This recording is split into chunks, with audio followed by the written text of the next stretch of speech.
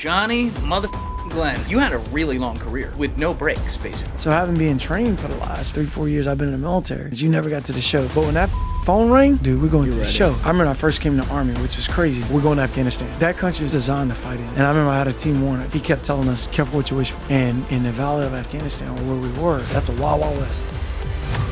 We've been in a firefight all fucking day, dude. I was white as snow, dehydrated. They know how to hide. They know how to bomb back. You know, these aren't the kids that are playing Halo. So somebody said Rusty got hit. At that point, I just wanted to get to Rusty. You see how the hill just goes down? Those guys are right there in the gully. And I remember I came all the way up from the back. Like I had to get to him. And we had this young kid on the team. And he goes, look at Johnny Glenn. He looks like a black Jesus. So all the SF team knew we were in a firefight and they heard it. Everybody's like, Johnny Glenn, Johnny Glenn. That's one of the best names. It's the best. Hey guys, if you're not subscribed, please smash that subscribe button and hit that like button on the video. And if you don't have time to watch this episode right now, no problem, but I'd really appreciate it if you would save it to your watch later playlist. Finally, if you'd like to follow me on Instagram and X, those links are in my description below. Thank you.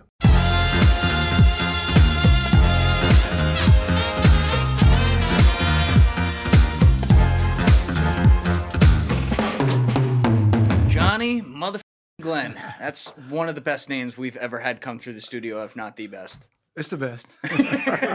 Let's not cut it short. Pull that in just a little bit. I want it like a fist from your face. Right there. Be perfect. But it's funny. There was a little bit of, I don't know, like the universe lining up here. My friend Mike Ritlin had you on his show, I don't know, maybe like 6-7 months ago, something like that. And I love Mike, and I really love his judgment, like with people he brings on and stuff. So I look through that sometimes when I'm looking through military guys. And I'll go listen to like 5-10 minutes here and there of people. And I went and listened to a few minutes of your episode. I was like, oh, this is great. Threw you on the list. And like 3 weeks later, your girlfriend texts me. And she's like, hey, Shot in the Dark here. Would love Johnny to come on your show. I'm like, what the f***? I got this guy on the list. So it's cool to have you here. Hey, glad to be here, brother. Glad to be here. So you had a really long career. I did. With no breaks, basically. None. Zero. No. I got out for 1 year, but as far as, breaks in the military, nah. So you're a Green Beret. We were just talking off camera a bunch about kind of what separates the Green Berets apart and all that. But, how many deployments was it total? Like 15? Yeah. Well, I did 10 to Afghanistan, 2 to Iraq, and then Bosnia, Africa, just Europe, just all over there. 10 to Afghanistan. Yeah, 10 to Afghanistan. Across what years? Starting in 2002 when the war first kicked off. We started in September of 2001. In 2002 we started, and then all the way up until, I think the last time I was there was 2016, 17. So you saw it all the way through. From the start to the rise to the fall to the trail off, retrograde. Basically. Yeah, when we started retrograding and started, just breaking the place down. But yeah. Oh yeah. From start to finish. Okay. So did you grow up in a military family? Or? I did not. No, I got cousins that joined, but my father was not in the military. I had a cousin that joined the military. I had 2 or 3 cousins that joined, and I saw them. I was like, I think I want to join the military. But I think since I was about 7 or 8, I knew I was going to join the military. So you looked up to them, obviously. I did. What were they in the military? So my brother Nate, he was 11 Bravo. He was an infantry guy. He was an R instructor. My cousin Terry, I can't remember what he did. Then I had a cousin that joined the Marines. He was like a mechanic. And then my cousin Rod was in the Navy. I can't remember what he did in the Navy. It's the Navy, so he didn't do much. But only took about 3 minutes. Yeah, he's in the Navy. He didn't do too much. My cousin in the Marines, he didn't do much either. He shot a lot, but so I was always around the military, but my parents definitely weren't military. So my dad more wanted me to go to college and play sports. That's what he wanted me to do. And I was like, I think I'm gonna do that. Yeah, I wanted to. Then I went down to Florida State, took the SAT. Like, all right, I'd like to try to go play football, basketball, baseball somewhere, just a sport, like every kid, And then I realized, like, man, school ain't for me. School just wasn't. It wasn't my thing. I was taking the SAT and got up and walked out. I was like, oh shit, this ain't gonna work. And I remember that day I went to a recruiting station down in Florida State, or down in Tallahassee, right off of Capitol Circle Boulevard in Florida, Tallahassee. Walked in there, and I was honestly thinking about joining the Marines because I liked the uniform. But then I walked in there, nobody was sitting there. The Navy guys weren't there, Marine Corps guys weren't there, and there was Army guys. Like, hey, what are you looking for? I was like, I don't know, man. I'm looking to do something. Guy called me back in his office. I'm looking to do, that's exactly what I told him. I'm looking to do something. And he didn't flinch, man. I walked in there, and I'll never forget it. He just sat me down and put me in a room and showed me a video. And I looked at it, I go, how do I do that? And I remember it was a helicopter. Guys were jumping out of a helicopter into the water. They were swimming and they were shooting. They were just blowing up stuff. It was like an old army. Yeah. And right then I was like, how do I do that? He goes, not only can you do that, we'll pay you to do that. I was like, and I looked at him. I'm from a small little town in Georgia, man. And, we weren't dirt poor, but we weren't, we were lower middle class, I guess. And when he said he's going to pay me, dude, it was sold. Pay me to blow shit up. That's like what I said. You're going to pay me to shoot shit and blow shit up. What do I sign at? He's like, well, how old are you? I told him how old I was. He was like, all right, well, you got to get. What were you, 18? 17? I was 17. Oh, so you weren't even. I wasn't even legal yet. Let's go. That's like what I said. So I left that summer, man, my junior year.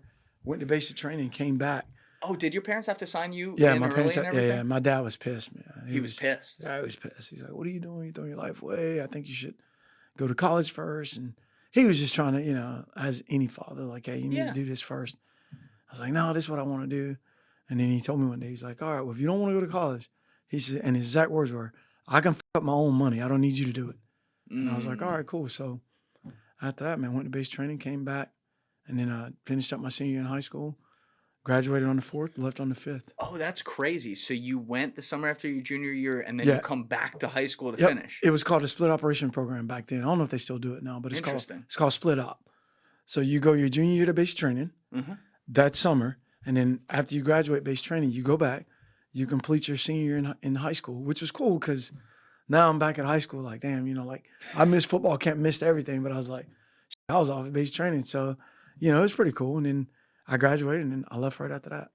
And where'd you go? I ended up going to Fort Jackson, South Carolina after that. And then I went to Fort Lewis, which was my first duty station out in. Where's Fort Lewis? Washington, Seattle, Washington, or Tacoma, Washington. Oh, all the way out there. Yeah, I went they sent me from the East Coast all the way to the West Coast. I remember I called my mom like the second or third day. I was crying. I was like, I'm ready to come home. Come the fuck home. She was like, what's wrong? I was like, I went downtown. It might have been a week or maybe 2 weeks. But me and some buddies went downtown to Seattle. And this girl came up and started talking to me. She had purple hair, piercings in her face. And, dude, I'm a country redneck from South Georgia, bro. I was like, what in the fuck is going on here? I was like, it was like I was in Mars, dude. I was like, it's time for me to get the hell out of this place. So I called my mom. I was like, hey, mom, I got to go. It's like this girl had purple hair. Something was wrong. She's like, no, baby, you're not in Bainbridge anymore. There's a big world out there. And then I just kind of embraced it. It has purple hair. It has purple hair. Right. So I kind of embraced it. And then I kind of, spread my wings a little bit. Like, all right, I guess there's a different world. Like, I'm used to those country dirt roads and, just girls being girls. I was like, it was weird, man. But it's a good cultural experience. Yeah. Oh, it was shocking. Yeah. If it wasn't so far, I'd have left. I'd have probably went AWOL. But I was like, I can't get home. Like, where'd he go? He walked away. Yeah, where'd he go? Well, he ain't gonna walk back to Georgia. So I was like, so they had me, dude. They'd have sent me like, I don't know, somewhere a little closer, like maybe Florida. Yeah. I'd have walked home. Yeah. I'd be like, I'm out of here, dude. I'm going home. Yeah. Now, were you right away trying to angle to get into the Special Forces? I didn't. Had no clue what the SF was. You were just going into the Army and figuring it out. Going in the Army, I'm figuring it out. And I remember I told my old Sergeant Major, Benjamin Jacob, if he sees this, get in touch with me. But he's a great Sergeant Major. I remember I told my first sergeant one day, I was like, hey, I came in the Army to kill, to blow shit up and shoot guns. And I ain't done that shit yet. Like, I'm ready. Like, I want to go home. That's exactly what I told him. And my first one was like, oh, probably going to tell me what they want to do. I was like, yeah, first, I'm ready to go to home if I ain't going to do what they told me I can do. And I'll never forget it. He grabbed me by the damn shoulder, my collar. He walked me out. We walked right across the building to the Sergeant Major's office, Sergeant Major Benjamin Jacobs. And he goes, and my first sergeant name is Frank P. Burns. And he goes, tell Sergeant Major what you just told me. I told Sergeant Major, I want to go to home if y'all ain't going to let me shoot shit and blow shit up. And he's like, oh, you want to shoot shit and blow shit up, eh? Careful what you wish for there, Private. Glenn got you. And like 2 days later, man, I was on a field problem, and he attached me to another unit. So I was out there for probably 2-3 weeks in the field, crushing it. Loved it. I'm like, dude, this is what I grew up doing. In the woods, hunting, fishing, loved it. And then I came out of there and I got like an Impact AAM for it from another unit. An Impact AM? It's just a award, just like an Army Achievement Medal. So they gave me an Impact AAM. They wrote it up like, hey, this guy, is out in the woods doing this. And back then we had Miles gears, like laser tag. So, dude, I'm running around knowing it's not real. I'm like just killing everybody. Like, I'm one band out there. So I got back from there and he's like, okay, well, you did pretty good. So what do you want to do with your career? I don't know, Sergeant Major, this is what I want to do. So at that point, he tried to get me to go to a Ranger Battalion at that point. And at the time, they couldn't get the paperwork to send me to Ranger Battalion. So I was like, all right, I'm stuck here for a while. So then I'm outside the company one day just looking at a Green Beret poster. Had a Green Beret And the number was 910. No, it was 253 something or another, 912, and then had 4 digits. I'm just staring at it. We had formation 9 o'clock. Exactly. I'm just staring at it. I still had no clue. My commander came out, Jeffrey Butler, and he goes, he's Private Glenn. I looked at him, he goes, and the poster said, "Do you have what it takes?" That's all it said. And I'm like, "Do you have what it takes?" So I'm just staring at it. And he goes, "Private Glenn, you think you got what it takes?" I mean, I look back at it, I looked at him. I go, "Sean, I don't even know what the is, but I know I got it." That's exactly what I told him, dude. I had no clue. I had no clue what a Green Beret was. Then he's like, yeah, I bet you do. He's like, "You should go check those guys out." And I did, man. I went over the next day to first group up at Fort Lewis. I went over and talked to a recruiter. And he goes, "Hey, man, you got to be an E4 in order to go to selection. You couldn't go I was a private first class. Couldn't go as a private first class." So back when I went through selection, you had to have, I think it was 2 years in the military, 2 to 3 years in the military, and you had to be the rank of an E4 or higher. Yeah. So I went back and I told my commander, I was like, "Hey, sir, they said I had to be an E4, da-da-da. He said, "All right, before I leave here, you will make E4." And he kept his word, man. He stayed in the company about another 4 to 6 months, maybe. I can't remember the exact timeline. But one of my buddies woke me up this morning, "Hey, come downstairs, put on a uniform." And he got orders to go to the Pentagon. And he's supposed to be in the unit another year or 2. Oh, your buddy did. No, my commander. Oh. So when he got orders to leave, he kept his word, dude. He promoted me with a waiver. So I was literally in the Army for 16 months, and I was getting promoted to E4. Wow. Which was fast. I was fast tracking. Yeah. So he promoted me to E4 that day, and he said, I won't ever forget, he shook my hand. He said, "I held up my end of the bargain. Now you hold up yours." I went back over, filled out the paperwork, and a month, 2 months later, dude, I was down at Fort Bragg going to selection. And so the training with Green Berets, like we've had a lot of Navy SEALs in here talking about buds and what they do there. It's obviously different, but I've had some Delta Force guys, some Army guys. I had one Green Beret, Danny Hall, in here who talked about training. But what was a lot of them describe how it's more, rather than team building stuff, you're doing a lot of shit on your own. They're sending you out almost into the wilderness, so to speak. The first Is that week, what yours was like? your first phase of selection is just pretty much individual week. That's all you're doing. And it's more mind, like just getting your head in anything, because you have no known distances. You're just walking with a ruck on your back. And then when you do runs, you're just running. You see an orange cone with an arrow, you turn. If it's right or left, you turn. And it's literally mind. It's just a mind. Yeah. You know what I mean? And then your second week is team week. That's when you're assigned to a team and you start doing your team stuff. But backing up to the first week, you're land naving every day. And they give classes like, because you have a lot of guys show up there, never land nav, never been in the woods. So they give you, land nav class. You'll do your land nav classes. After you do your land nav classes, they'll give you like confidence boosting stuff. You'll go out and do like little short points. You might do a point 100 yards. Then you do one 500 yards. Then you do one for a click. And then after that, everything after that is 10, 12, 15, 20 clicks. And you're walking all night long to find a guy. And some of the instructors, and I'll say this, we're assholes. Because you're looking for a guy, dude, and he'll be wrapped up in a poncho with a little bit of chem light, and you're walking looking for a chem light at night. And you can find it, but it's like, come on, dude, really? My last point was 4 to 8 clicks, and now you're basically hiding. You're like, this is bullshit, But then you find the guy, he stamps off on your shit, and you keep moving.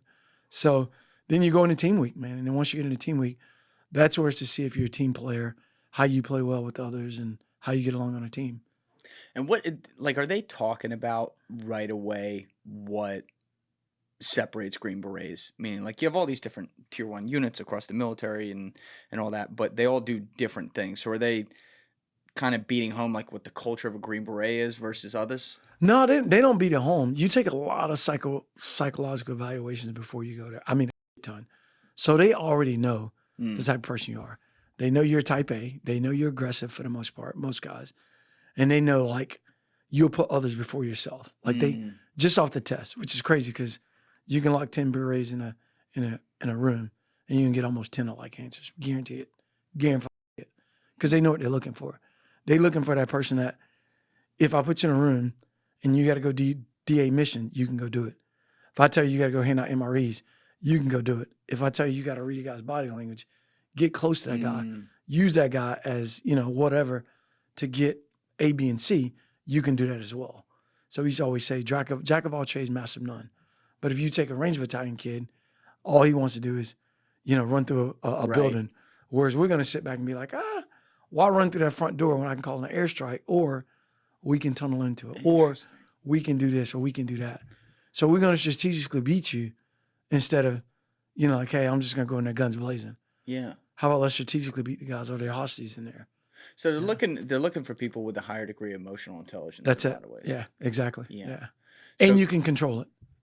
Yes. Yes. Yeah. So Mhm. logic, but also like understanding as well. Yeah. Mm-hmm. So when you talk about reading people, though, so obviously, like, they're selecting for people that they think can do that well. How do they, like, sometimes it's hard for me to think about this, but you're, 18, 19 years old, like, Mhm. you're young. They haven't been around you for that long. How do you think they picked you out as someone who had a high propensity for being able to do that? Because that's a very difficult skill. A lot of it is just like your ability just to be able to adapt, basically. Mm. You mean, so they put you in a room, they might ask you a whole bunch of questions. Like, they give you a language test, it's not even a language. It's just a bunch of, and then you have to, all right, what did I just hear? It's like a language, it's like an aptitude language Yeah. test. And it's a test where it's not words. It's like me and you saying, but then you comprehend what you think you heard. Like Kenny from South Park kind of deal? Exactly. Kenny from South Park. And then, yep. And then you go, oh man, he just said da-da-da. And believe it or not, they got all these whizzes up there that can read that and be like, all right, dude, this guy's brain aptitude, he's more of like, his brain thinks more of mechanically. Mm. He can break shit, tear shit up, and then put shit back together. So he's going to be a weapons guy. Well, this guy right here is more analytical. This guy starts, finishes, and he does steps and stages. All right, well, this guy probably needs to be a medic. Oh, and this guy's brain's way in left field. He's out there in outer space. This guy's definitely going to be a combo guy. Because how can you take something and say, I'm going to talk to this guy, and then talk to this guy? Like, yeah, you're weird. Yeah. So they do all these tests so that, they kind of read your aptitude, your brain, how fast your brain works. You might throw some at you and be like, okay, look at this right and tell me what you just saw. You look and you say, I saw a water bottle. All right, look deeper than the water bottle. What did you see? All right, I saw water that I could use for, I could use to wash my hands. I could use to clean out a wound. I got a water bottle. I can use that as a weapon. I can use it to store something. So now your brain is going way beyond just a water bottle. Right. I mean, so now you see the brain capacity of what this person is capable of and what they can do. And then once you pass selection, that's when your training really starts as far as like, can you read people? How do you read a room? How do you judge a room? And then they send you to certain schools where you get better at it. Where'd they put you at first in those boxes you mentioned? The 18 Bravo weapons guy. Because I've always loved guns growing up and blowing shit up, dude. You know what I mean? And aggressive. And most 18 Bravos are like that, dude. Yeah. Like, they're just, most 18 Bravos are the same. They have a ton of guns at their house. You're always looking tactically, no matter what I'm doing. If I'm driving, I can go to a funeral, dude, and I'm thinking tactically. Hell, I play golf, and I'm like, if I was going to hit somebody, I'd hit him on a golf course. Ain't nobody out here. Nobody's got a gun out. He's just got a golf club. Yeah. But your brain's always thinking like that, you know what I mean? Like, and it never turns off. So I got put into the 18 Bravo category, which is weapons, which is what I want. Because they give you choices. You get 3 choices out of the jobs. I chose 18 Bravo, and then 18 Charlie, which is demolitions, blowing shit up. And then the last one's 18 Echo. What's that? That's the communications guy. Okay. Because that's just always been fascinating to me. Like, it's kind of weird. Like, me and you can talk on a cell phone in a different state. How the fuck does that even happen? Like, how's our voice? It's wild. So that's always fascinated me, but guns have always been like my first love. So you ended up where you're supposed to. So I ended up exactly where I was supposed to be. And they hit it right. They hit it right on the head. I got my first choice. And most guys do, for the most part, get their first choice. Yeah. Because they've already looked at your test like, yeah, this guy would be suitably whether fit you line up. Yeah. To line up with it. Because they're trying to set you up for success too. So now, what about that training you mentioned a minute ago? Once they make this decision, you talked about some of the psychological training that they actually put you through to be able to read people and stuff like that. What did that look like? So once you go to the Q course, like you put on certain teams, and then the cadre are always evaluating you. So they might give you, say like that you might be in charge of the next mission. Like they'll be like, hey, check this out, Julian. You're the new team leader for the next event. And then the next event might be, all right, guys, we got to move. Like the sand babies event. You got these little bitty sand babies. They were about 60 pounds apiece. We had to move them like 200-300 yards at a time. And there's only 8 to 10 guys on the team. And if you're the team leader, you got to come up with that plan, how we're going to move them. Most guys are like, all right, dude, this is a plan. We're sticking with it. Well, if you're a smart guy, you say, hey, dude, I'm going to take my team. Be like, hey, guys, this is our mission. What do you think we should do? Then everybody got the input. You take the best one of them, then you brief it. Crowdsource. Exactly. Yeah. You crowdsourcing. And we like to call that force multipliers. Now, you just made one brain, 8 different brains. Yes. And those 8 different brains can think together. And then you get some teams where guys come together quick, they gel, they learn like, hey, dude, this is our mission, let's go get it going. Then you got some teams where everybody's type A is like, nope, I'm in charge, I might get a no-go if I don't do this. Well, at the end of the day, dude, you're screwing yourself. You know what I mean? Get those guys involved, because once you get on a team, that's all you got. That's it. Yeah. And so, and then after that, it progresses after that. You start doing just psychological stuff. Like, hey, you walk in a room, or they give you a psychological test like, hey, what'd you see in the room? You start drawing, or you might read a passage. You might read a passage, then they start talking about whatever. And then after that, they'll say, okay, now write down everything you remember about the passage you read an hour ago. You mean, so now, now how does your brain store information? How do you characterize stuff? Like, all right, in this room right now, there's 4 different cups I've seen. How do I characterize those cups and put them on a table where they were on a table? And then they're grading guys out on that too, obviously, so they can see who's the best at it. Yeah, and how your brain capacity is working, and how how do we train your brain to be better? How do we train it to be faster? Because it's just a big CPU now. How do we make it store more information and store it faster and retrieve it faster while you're getting shot at? You know what I mean? So pretty hard to do. Actually, it's not. You know what I mean? Like, under fire. I tell people all the time, believe it or not, when you train to do something like that, it's easier. To me, being honest, I'd rather be. I remember I had to go speak to one of my buddy's kids, his elementary school, his wife's elementary school kids. That was went and talked to elementary school kids. I went and talked to elementary school kids, and I brought my body armor. I brought some nods. They were actually 4 years old. I know they were somewhere at the principal's like. Yeah, I don't know, but it was good though. It was good. I knew my audience. That's our first thing. Know your audience. And dude, I ain't gonna lie. I sat in the parking lot. I took my daughter with me, Lauren, and we sat in the parking lot for 5 minutes. No, like 15 minutes. We had to be in there at 9 o'clock. At 8:50, bro, when I said I was sweating, dude, I was sweating, I was shaking. She goes, "What's wrong with you, Daddy?" I go, "They're kids." I was like, kids are cool. You never know what they're gonna ask you. Yeah. And she's like, "Are you serious right now? You're a tough green beret." I was like, "Yeah, but I'm dead serious, bro." When I got out of that truck, my armpits was just wet, dude. I walked in there, and the first question I got, I'm going around the room. She introduced me as Army Johnny. This is an Army veteran, Johnny. So she didn't introduce you as Mr. Motherfucker. No, she didn't introduce me. No, Mr. Motherfucker Glenn, how do you snap a neck? I know, right? So she introduced me as Mr.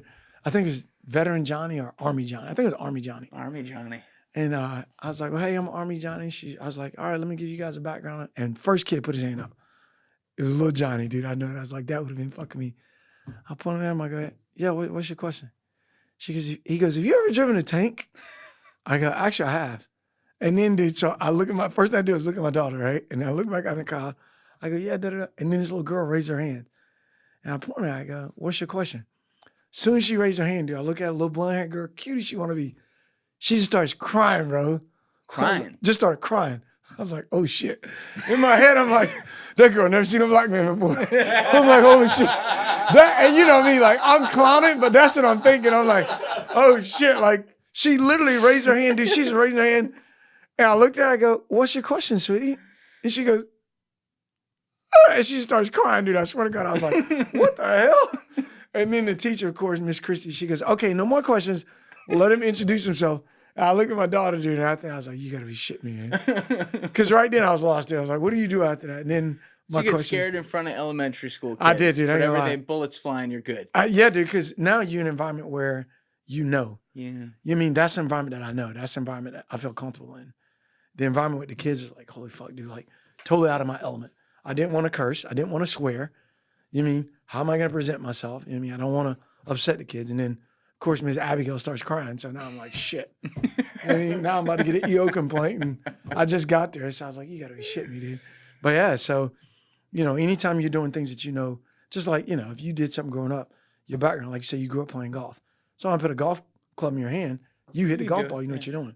Somebody never played golf, and you got 1,000 people watching, and they're like, oh shit, I'm gonna fuck this up. Right. So you just go back to your training, which is easy because you've done that your whole career. Yeah, it's a big thing about all the special forces guys I talk with. I mean, the military in general, but it's like they just beat things into your head over and over and over again, so that even situations that may appear insane to normal people like me are you've done it. You've done it thousands of times. Yeah. And you're like, all right, I'm just gonna let instinct take over at this And that's point. it. That's exactly what happens too. You just let the training kicks in, and it's not even training at that point. It's your body. Right. It kind of knows what you're listening for, knows what you're looking for. It's playing chess. Like in a firefight, you're living in the now, but your brain is playing chess with what's going on. Especially if you're in a leadership position. With what's going on. You're playing chess with what's going on. So if I know guys are shooting me from over here and I know where my guys are, my brain is trying to predict, all right, if we kill those guys right there, then that's going to end this. But what if those guys flex to this spot? Now I might need to get a guy, 2 or 3 guys over here. And the beauty of it is when you're on a team, like my team did, my first team at SF, I was on that team for 12 years. My second team, 9 years. So we knew each other like the back of our hands. How big are those teams? 12-man. They try to be 12-man teams. When I first came to SF, I think our highest was 8, 9 guys. Got it. Because you just didn't have very guys. tight knit. Very tight knit, dude. Me, Troy Lettieri, Vic Combs, Dwayne Jones, Dave Glunder. I mean, tight.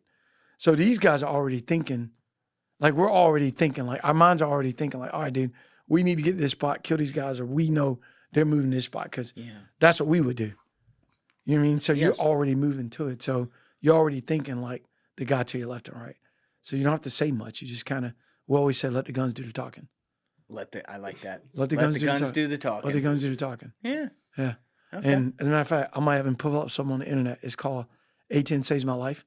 A10 saves my life? Yeah, A10 Saves My Life. It pulls it up. And you'll see me on the radio here. We're in a firefight, and we got in there's a close ambush right there. That's it. And if you scroll towards the end, like it's a near ambush. It says 1520 Sergeant. Now, when was this from? This was in 2014, 15, I think. That's Rusty on the gun right there. My boy Rusty Cotterman. Rusty's my dude, man. He's a good dude. If you fast, he's on the south. So right there's a defilade where the ground just drops off. And you can see, like right where the dark green tree in the background can do. And one day I looked at him and said, you know what, Rusty? He said, what's that, Johnny? I do. I didn't like you when I first met you, but I know why now. He goes, why? I go, you were me, motherfucker, when I first got the group. Yeah. Like he was that guy that every time you came in, every morning, he held everybody to a stand, like, we got to do more PT. And I was that guy, dude. When I first got there, like, oh, you're the hardo. Oh, yeah, dude. We need to be working out every day. We need to be getting it. Well, when they said Rusty got hit, we had infantry guys attached. Not on the same level. And it's not on the same level. We trained them, but it wasn't on the same level. You see the trucks in the background. If you fast forward that and listen, you're going to hear that's insane the A10s, footage, by the way. But you're going to hear the A10s come in, dude, and they're doing, wah, you hear the gun runs. Once they came in, you'll hear Rusty, and like, yeah, hey, tell them to clear hot for immediate reattack. JC, in his hand right there, he's holding that round. It's got a yellow thing on it. That yellow thing is actually, he just took them off. See on the back of it, the tailspin of it, there's nothing on it. Well, it got charges on it that are like gunpowder. If you go back, you can see it. When you take those off, that lessens the distance that those are going to fire.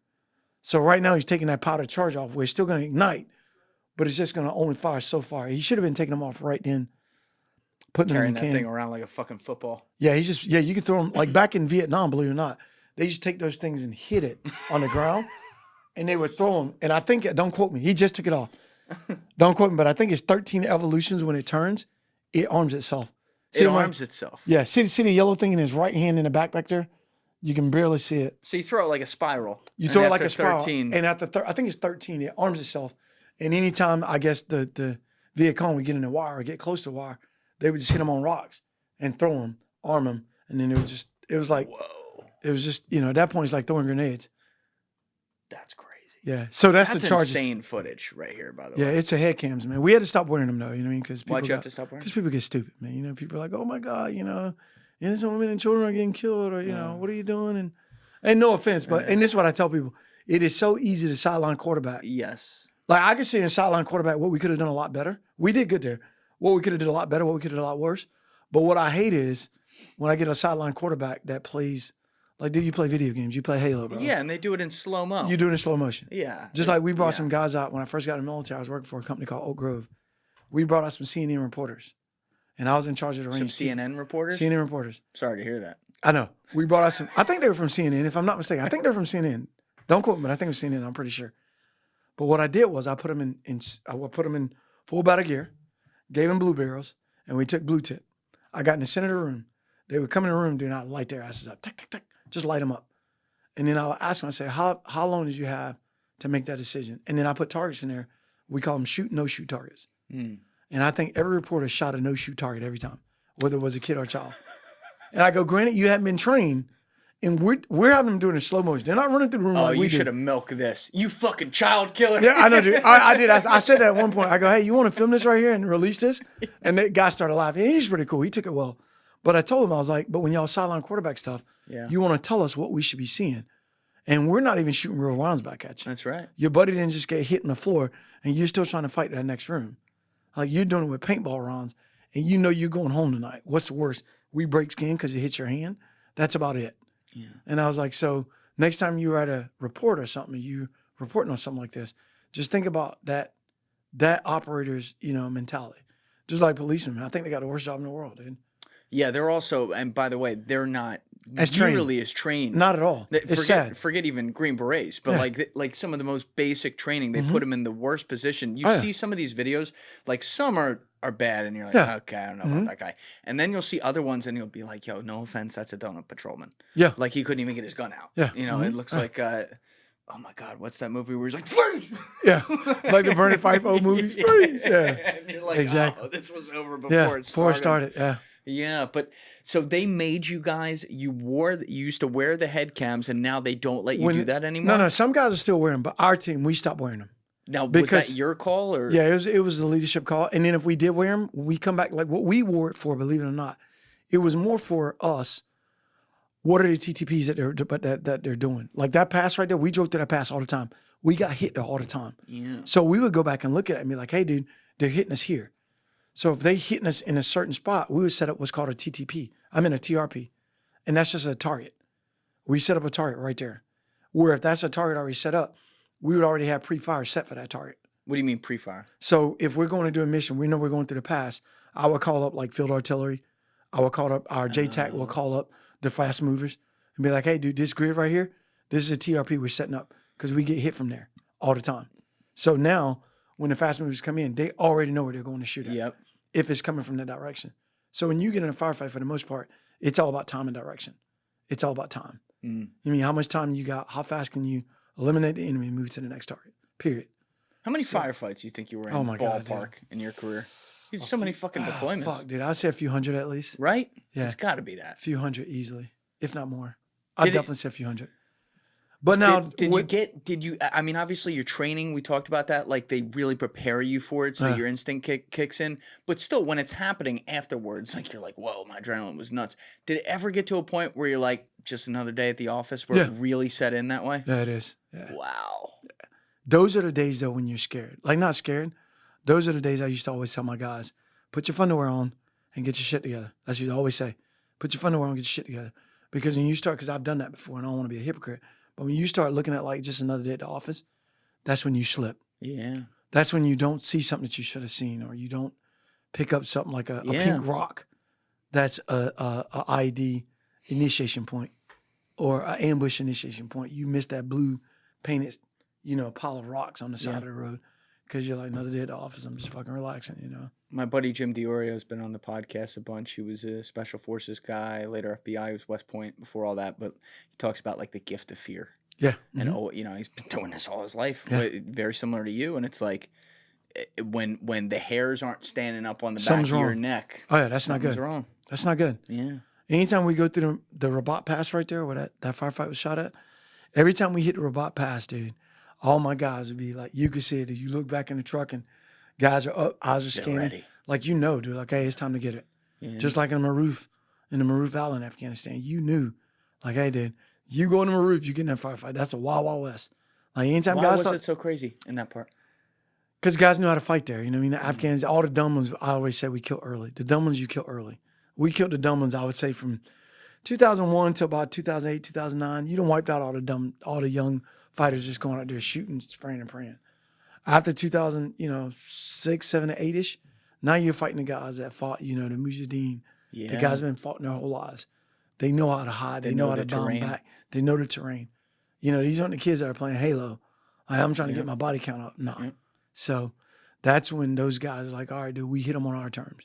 Then they start learning, I can hit them at the first of the month or mid-month where your lumen's less. Because at one point we owned the night, and then our nods got so bad that we just start borrowing the night. And then you can buy nods on the regular economy, on the black economy, I should say. Now, you got units out there or you got Taliban out there with night vision. It might not be the best. People are like, oh, but it's crap. Something. Yeah, dude, but it's something. Yeah. You know what I mean? So now we don't own the night no more. Yeah. So if we walk around with our floodlights on, think we're the only one that can see it, and it's 12 of us, then you just shooting just take your gun and point it at that floodlight and shoot. So, we started just, I think once, the war went on, they progressed just like we progressed. And that's just what you do. Yeah, it's a sad reality. It is. I think that's pretty accurately put.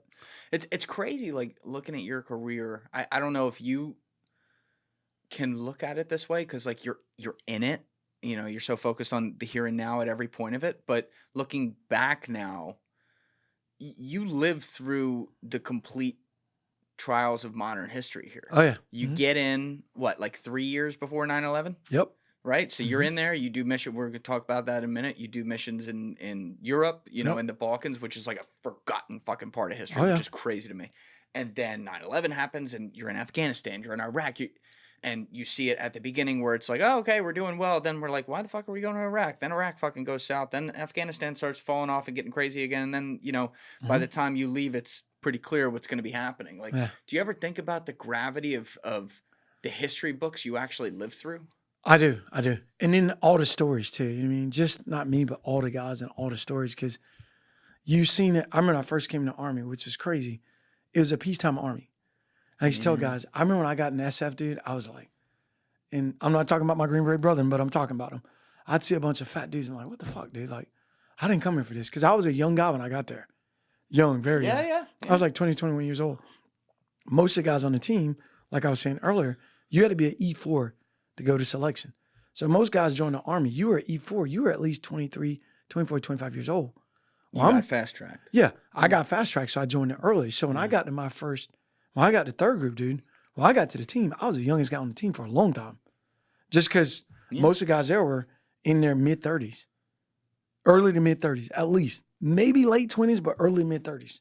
So I got to the team, dude. I mean, I lie about my age all the time. How old are you? 28, 29? Lie my ass off, dude. Because I remember we would go do PT, and I'd be like, dude, that's all we're doing? Yeah. Because they were older guys, and I get it. And then I remember when the war first kicked off, our first deployment, went on our first deployment, 6 months. We came back. I remember we came back. Half of our company, man, Bravo company, a lot of guys were getting out, they were retiring. And I called them paper range guys. Paper range. Yeah, paper range. Like on the paper, shooting paper, dude, they were on it. These guys walked around with Scare Me badges. They got the Halo badge, the Scuba badge. I'm like, when I first got them, I'm like, man, I want to be like that guy. I want to be just like that guy. But then when those bullets really start flying, dude, and we started losing, dude, guys were like, man, I'm 2 years from retiring. I got 25 years in. I'm done. Yeah. And I was like, what the fuck is going on? Why are guys getting out? Maybe I was still young and dumb. But I was like, why are guys getting out? And I remember, dude, our company was, we lost a lot of dudes in our company, man. Just, I'm done. They were out. And I get it. You mean they had my high priorities, but I was more like, shit, dude, let's go Maybe get some it. of You know them what I mean? have families too. Yeah, exactly. I have families and shit. And I was more like, you get used to the business aspect of it, and then you realize, now this is real business. It's real business now. Yeah. It wasn't a paper target where nobody's shooting back, dude. I remember guys that I freaking idolized on the range, dude. Like you see them shooting, you're like, that dude can burn it down. Then you get back off a deployment where, rounds are cracking off around your head. A couple guys get shot through and throughs, and it's like, all right, dude, I'm fucking. This ain't what I'm done. You know what I mean? Like, hey, it's a young man's game. You know what I mean? So, yeah. And I get it. I had another guy, my friend Joe Tedai was in here as well. He was another Army guy and ended up CIA ground branch. But he had talked about his whole career. He was Marines and then left and then went to the Army and was in that for like 10, 11 years. But it was during the peacetime. And it was like he never went anywhere. And so, he knows his training. He knows he can do it. But when he was asked to go into CIA ground branch, there was that almost like that second thought, like, well, wait a minute, I haven't been out there yet. Like this shit's about to get real. And obviously, it turned out he could handle it, and it turned out great for him. But I always wonder, like, you get so used to your surroundings, you get used to your habits, you get used to your training, but if you do so many years where the actual adrenaline thing, the main thing, isn't there, and then suddenly it is, like, that can probably fuck with your head. Oh yeah, that's what's fucking with a lot of veterans now, like especially soft guys. I'll speak for soft guys because I'm around them, but that's hurting us now. Guys are taking their own lives. You hear about it every day, man. There's so many veterans killing themselves, which is terrible. But a lot of that has to do with that. Like, you think about it. For 21 years, I told people, for 21 years, every day I'm surrounded by guys like Rusty Cotterman, you know, DeMarne King, Alan Williams, Will Wright. I'm surrounded by guys that are type A personalities like me, Big Mike, Dick, Dick, all these guys, Baby Jesus, as we call him. Baby Jesus. Yeah, Baby Jesus. But you're surrounded by these guys, Troy Lettieri, I'm surrounded by guys, Dave Glenn, Big Juice. I'm surrounded by guys that are type A personalities, want to be the best, dude, no matter what I was telling him driving here. Dude, if my team would have landed at the airport and we were driving from the airport to come here, it would have been an unknown race. We'd have passed you, you'd have passed us. We'd have passed you, you'd have passed us. Yeah. And then you'd have walked by me and kicked your ass. I'm like, shut the fuck up, dude. It wasn't racing. Oh, it's always a race. It's always a competition. So when these guys are living like that and you've been at war for 2 decades, now all of a sudden you pull these guys out of this. How do you feed that animal? That's right. It's just like I used to tell guys all the time, like when they would ask me, you get a new guy on the team, they'd be like, hey, Johnny, what's combat like? I was like, dude, just revert back to your training. I said, when you first start your first firefight, it's going to be fast to you. Second firefight, it's still going to be fast. Third, fourth firefight, it's going to start to slow down. By your fifth, sixth firefight, it's going to be like, all right, dude, this shit's moving in slow motion. Is it slowing down because you're making fewer decisions in your head, meaning you're not thinking about every single goddamn thing around you like the first time you're like, that thing, Right. whereas the third No, or you're fourth still time, thinking about all them things. I call it your computer processor. Okay. It can just process them so much faster now. Right. So I it can appears see- like it's slow mo. It feels like it's slow-mo, but it's still moving the same speed. Interesting. But just like I do some work with some athletes, and I always ask athletes, can you control time? And I always tell them there's 60 seconds in a minute, there's 60 minutes in an hour, there's 24 hours in a day. Can you control any of that? And a lot of guys, you get yeses and you get nos. Yeah. I say, I'm not gonna say you control time, but you can control what you do in that time. Just like you take out, Albert Pujols, one of the best natural raw hitters in baseball. Incredible. The reason why, that baseball never moved fast to him. Yeah, even his swing looks slow mo. His swing, because everything moves slow Yeah. to him. You know what I mean? That's why, he can play at that level and I tell people, like I'll be with parents, they'll be like, you think my kid's a D1 athlete? I'm like, nope, D3 at best. How can you say that? He's 14 years old. I go, because at 14 years old, that game's fast as fuck to him. Yeah. Hey guys, if you haven't already subscribed, please hit that subscribe button. It's a huge, huge help. Thank you. And the difference between D3, D2, and D1 is the speed of the game. And if it's already fast him at D3, D2 is going to swallow him. D1, he'll never excel. So send him to a JUCO, let him get, that speed of the game. Mm. If his body can actually pick up the speed of the game and be faster, send him to D2 or D1. Crazy, you can see that at 14. You can see it at 14, dude. Yeah. See it at 14. And it might be something as simple as my son was a phenomenal baseball player. I hit him a ground ball one time. He was probably 12. And he went to field it like right here, but he caught it right here. I looked at my ex. I go, did you see that? She goes, see what? I go, did you see that? She goes, see what? I go, right there. He just showed you had it. He missed it. And my ex goes, what are you doing? My son goes, Mommy, I just tried to field a ground ball with my hand with the glove, and he hit a rock. Here's a rock right here. And I caught it with my hand. And he picked the rock and threw the rock up. Mom, I'm Spider-Man. And I told my wife, I said, first off, he saw the ball, he saw the glove, and he saw a fucking rock. And he caught the ball with his bare hand. I go, you can't teach that. Yeah.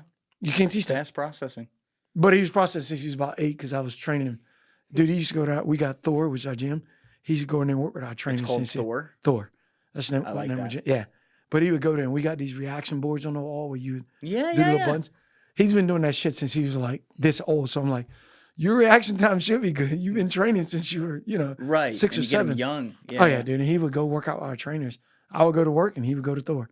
Yeah, my friend Luisa Nicola, she's been on the podcast, episode 230, but she's a neurophysiologist. Nice. So she works with everything from like extremely high level, like billionaire executives to pro athletes. Yep. And obviously you're 100% right. It's way easier to teach this stuff when you're young. Oh, yeah. But she'll work with guys who are, 27, 28, 29, or executives who could be in their 40s. And she does all this stuff with them to improve their reaction time and build. Alessia, I'm going to fuck up the terms here and she's going to kill me. But what's it, like neuroplasticity? Neuroplasticity. Is that right? That's it. I got that right? Neuroplasticity. Yes, you did. Look at that. That's Cool. it. But like you see some guys, Albert Pujols is a great example. When he was in his prime, that was the best baseball player I've ever seen. There's just some guys where it just looks different. And you're like, you just know. Like there's something there. Like when there had to be a day when they were a teenager, in his case, playing pickup baseball or playing in some game where he realized, oh shit, not everyone else can do this. See, I I think the great ones like Albert Pujols, they never notice it. Never? I don't think he ever. I think for a person like Albert Pujols or guys that are in combat or are soft guys, I think you're great operators. They never notice that because they want to keep you're hungry. Like I'm always hungry. Yeah. You know what I mean? Because I think once you notice it, you're at the top. To stay at the top, if you never notice that, you're always hungry. You know somebody could be better. But once you realize that, it's like, all right, I don't have to practice that hard. I'm not going to say they don't notice it. I think that when they notice it, it'd be great, like Michael Jordan. He knew he had another gear. He knew, like, I can turn this on in for a quarter. Yeah. I can score 15 points. But what him and Kobe did was they kept practicing. That's right. They kept practicing. That's right. They kept practicing. They trying to, perfect their craft. But I think the truly ones that got that true gift, if you can add that with the mindset to be better, to want them, like Rusty, dude, there's no stopping that person. Yeah, stopping that person. I agree with you. I think there probably is like, the one thing I'd say is the guys like the Pujols or like the LeBron James or Allen Iverson, who was fucking 5'10", $155, soaking wet, but had a 48-inch vertical. Mm-hmm. Like there was probably a point where they realized, okay, I'm in a higher class. Yeah. But the reality is, and I could say the same thing about the military, when you're playing at the tier 1 level or whatever, there's a lot of other motherfuckers that have that natural ability too. Mm-hmm. So you better be on it because they're going to be better than you are. Yeah. And you're going to be on the bench. Yeah. Because you think about, like, if you take an SF guy, and this happens, say an SF guy goes to OCS, Officer Candidate School, and you send him back to the 82nd, to a regular infantry unit, right? Yeah. Soon as he walks in there, that commander, he's probably going to put that guy in his best platoon. Because he knows what he's bringing to the table. Dude, you just left the professional, now you're coming back down to JV. So we already know what you're capable of. It's just like if, say, Al Pujols get hurt, you send him back down to, AAA ball, or 333 ball or whatever, AAA ball, you already know once he gets there, it's just to get him back in the mechanics and hit the ball. That's it. But you know what he's capable of. So when you take a Green Beret or a soft guy or a Ranger guy or whatever, you move him back down to a line unit, he's probably going to be the rock star there. No ifs, ands, or buts about it. I guarantee it. Yeah. He's a rock star there because he just came from here to go back down here. So to him, he's on cruise control. Yeah. He can do that shit in his sleep. Did I go back to an infantry unit? I could do that in my sleep. Well, I literally do that in my sleep. All right, dude, cool. Bunch of pussies around here. Yeah, like you guys can get your shit together. You know what I mean? Like seriously, and I would train them probably like how we train. Yeah. And I've actually done that before. Like we've had 82nd squads come out there, and you try to train them how we train shooting wise. Like we shoot in North Carolina next week. I'll show you. That's what I'm saying. You better be training us like this next week. You'll do single shots, and then we'll go control pairs, and then we'll go double taps, and you'll be doing all the stuff to how do I reacquire different targets. He's already got this planned out. We talked about this 10 minutes ago. Oh, yeah. How are we going to do target acquisitions? Johnny, how do I shoot this target while I'm watching that target? All that stuff, dude. Yeah. So I remember we trained some 82nd guys, and I started showing them that. And the squad is like, no. Don't need to learn that. I'm like, bullshit, they don't, dude. You get in a firefight. If you're already putting 2 rounds in that guy, my eyes should be transitioned to the next target, period. Put 2 in him, now go back to him, And that's basically coming from professional, going back down to JV. It's also like, and I mean this in a good way, like you had such an advantage here, not just the timing of coming in when you did because of what ended up going down, but also the fact that you did get fast tracked and it's literally all you knew. Oh yeah. Like in a sense, like you were at the very beginning, like your basic training, and then boom, go to Green Berets within a year or something like that. And now you're at that highest level and that's the bar that you're in the NBA. Yeah. And you can't come down from that. Yeah. And guys used to talk about, just like right now, I run ultras, I run marathons, and guys are always saying like, why are you always running? I'm like, dude, what if some shit pop off tomorrow, bro? Like seriously, like what if something happened tomorrow? You know what I mean? Like you never know. I'm ready. Yeah, we was talking about on the subway. Dude, something pop off and dude jumps out of the subway and takes off running. You fucked up, dude. I'm old, but I can still get it. I'm going to run your ass down. You know what I mean? Run you down, put hands on you, and you're like, hey, I got him right here. Come on in here. You know what I mean? But then I look at guys, and I tell my SF brothers this all the time, soft guys, military guys in general, not just SF guys. We get out, dude, and we lose that sense of, not pride, but we lose that sense of purpose, is what I like to call it. It's purpose. Because, dude, I got buddies right now, man. I'm talking that with fucking studs. They can barely walk through that door. Dude. I'm like, look at you, man. You look like you had a small Asian child. Just swole, bro. It's like, I do, man. I called them out. And the ones that I call out, my buddies that I call out that are true, dude, I'm going to throw my buddy Gene Harris on the bus. We went and played golf down in Florida. Oh, no. I'm going to have Gene watch this. I said, Gene, you used to be the vainest motherfucker I knew, dude. Good looking brother, man. he's just yoked, man. Just you look at him and be like, I wouldn't fuck that dude. And he carried himself like dude, and he was a stud. Well, he retired, his wife retired, he got him a little gut going on his gene. What the hell going on, bro? And he's like, you know what, Johnny? You right, bro. And now he's back on a workout regime, man. Looking good, dude. I'm like, damn. Look great in 30 days. I know. I'm like, hey, you need to slow down, Gene. Slow down, bro. Like, you making me look bad now, you know? But now he's looking good, dude. Now he's calling out other brothers. Like, hey, man, look at you. Look at Julio, Greg, and all them guys. Everybody now, man, I golf with all my buddies. Now, bro, they're starting back to work out. They're starting back to get that purpose. Well, hey, dude, you're a fucking Green Beret. I don't want to know about what you used to do and what you were. It's what can you do for me now? Yeah. If I call you and tell you some motherfuckers just kidnapped my daughters, I want to know that, hey, bro, if we got to move 2K to go get my daughter back, that I ain't calling a medvac because you fell out after a mile and you couldn't make it. Or, you know, God forbid, you die because you're unhealthy and now Johnny Glenn's got to be a father to your kids and nobody wants that. You know, I'm a big... None of my friends want that shit. Hell no. Real motherfuckers. Yeah, that kid's gonna be some real motherfuckers. Dumb as hell, just angry as hell, just want to shoot motherfuckers. Like, what did you teach them? I bet they can zero fast.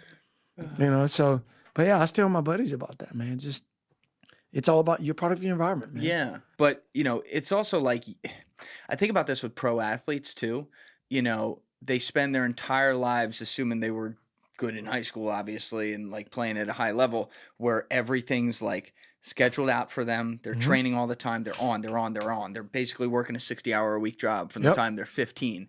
And then if they, you know, when they go pro and they turn in this great, you know, 15-year career, now you get up to 36, 37, you retire. The only thing you've known for more than half your life is this schedule and this constant move. And now suddenly it's like you might have millions of dollars or something, but you're like, what do I do with it? What the fuck? Yeah. Yeah, and it's the same for you guys in the sense that they're not paying you millions of dollars, unfortunately. Yeah. But like you're going home and every day, especially if you were in a wartime era, there was some sort of overhanging idea of life and death and just the man beside you. And you're in these really tight-knit, in your case, like, you know, 10, 12-man teams. Yeah. You're going all these places. You're doing fucking 15 deployments everywhere. And now it's like, I'm going to go play golf to it. Yeah. Like, that's got to be tough. I'll tell you what, and it's funny you said that because the military is getting it right. And, you know, I'm a member of Team Red, White, and Blue, and we'll get into that. But we're about to run the fly across America. But anyways, we'll get into that later. But what I like about Team Red, White, and Blue, what they're doing is just like Task Force Dagger, Green Beret Foundations, they're getting like-minded people around each other. So like I was telling you earlier, if you get a bunch of Green Berets in a room, you give them a test or soft guys, you probably can get the same answers. So in other words, we speak the same language. So where I think the military in general, all these nonprofit organizations for the most part, where I think they were getting it wrong was they were sending us all off to get fixed. Hey, send this guy to get psychedelic treatment. Send this guy to talk to this best doctor in the world. Send him to go get his brain fixed. Send him to go get TBI. Well, the sad part about it was you sending this guy to all these places to get fixed. Then he's coming right back to an environment that he knows, an environment that's toxic to him. And that environment usually is his wife and kids. Not that his wife and kids are toxic. It's just that you just send him off and he's fixed. Now he comes back and he walks into a room. I did it with my ex. You walk into a room, you think you're all fixed. Now she's just poking the bear. She don't know the things that trigger me, but she's going to poke the bear. Now before you know it, I'm pissed off at her for no fucking reason other than she poked the bear. But what they're starting to do now, which I like, is they incorporate, if we're sending Johnny motherfucking Glenn off to get help, his wife and kids are going with him. That way they see, you put them in a room and they understand like, hey, reason why dad's checking the locks 3-4 times a night, because he don't want no help from y'all. It's not that he's paranoid. Stop saying he's paranoid. He just want to make sure, hey, dude, let me double check, recheck. Because guess what? I don't have Rusty Cotterman laying in the room next to me. Right. I don't have Alan William in the truck laying next to me. Will Wright's not on security right now. Dick Wolf's not in the truck, you know, monitoring the radio. So guess what? It's just me now. So now I got to make sure those locks are checked. I got to make sure those windows are locked. I got to peep in your bedroom and make sure you're fine. People out the window, make sure nobody's driving through the neighborhood acting crazy. They've never seen the Hills of Tora Bora, they've never but seen, you have. And I have. And you bring it home. And so, and then for the military to think that, and that's what kills me about the military. They want, you know, and I got into it with my commander one time. I had a guy that was about to get a DUI, and I went off on my commander about they were going to give him a DUI because he went to a club, he partied all night, went to sleep in his truck. Cop pulls up, he's got a cop running, got his car running. Cop tries to give him a DUI. Well, they end up giving him a DUI, but he beat it. And I told my commander, he did everything right, dude. He did everything right. Yeah. He's sitting in his truck, sleeping it off. That's a crazy rule. He did everything Yep. right. Did everything right. And I was like, if you didn't get that guy a DUI for that right there, you might as well fire my whole team because we're walking out. We're done. Yeah. And you're about to lose about $12, $13 million. My cousin had that happen to him. Yeah. He was somewhere far away from home. He was at like a party and he was like, I'm not driving. So his car was off. His keys are in his pocket. He goes to like sleep in his trunk and a cop knocks on the door. They give him a DUI.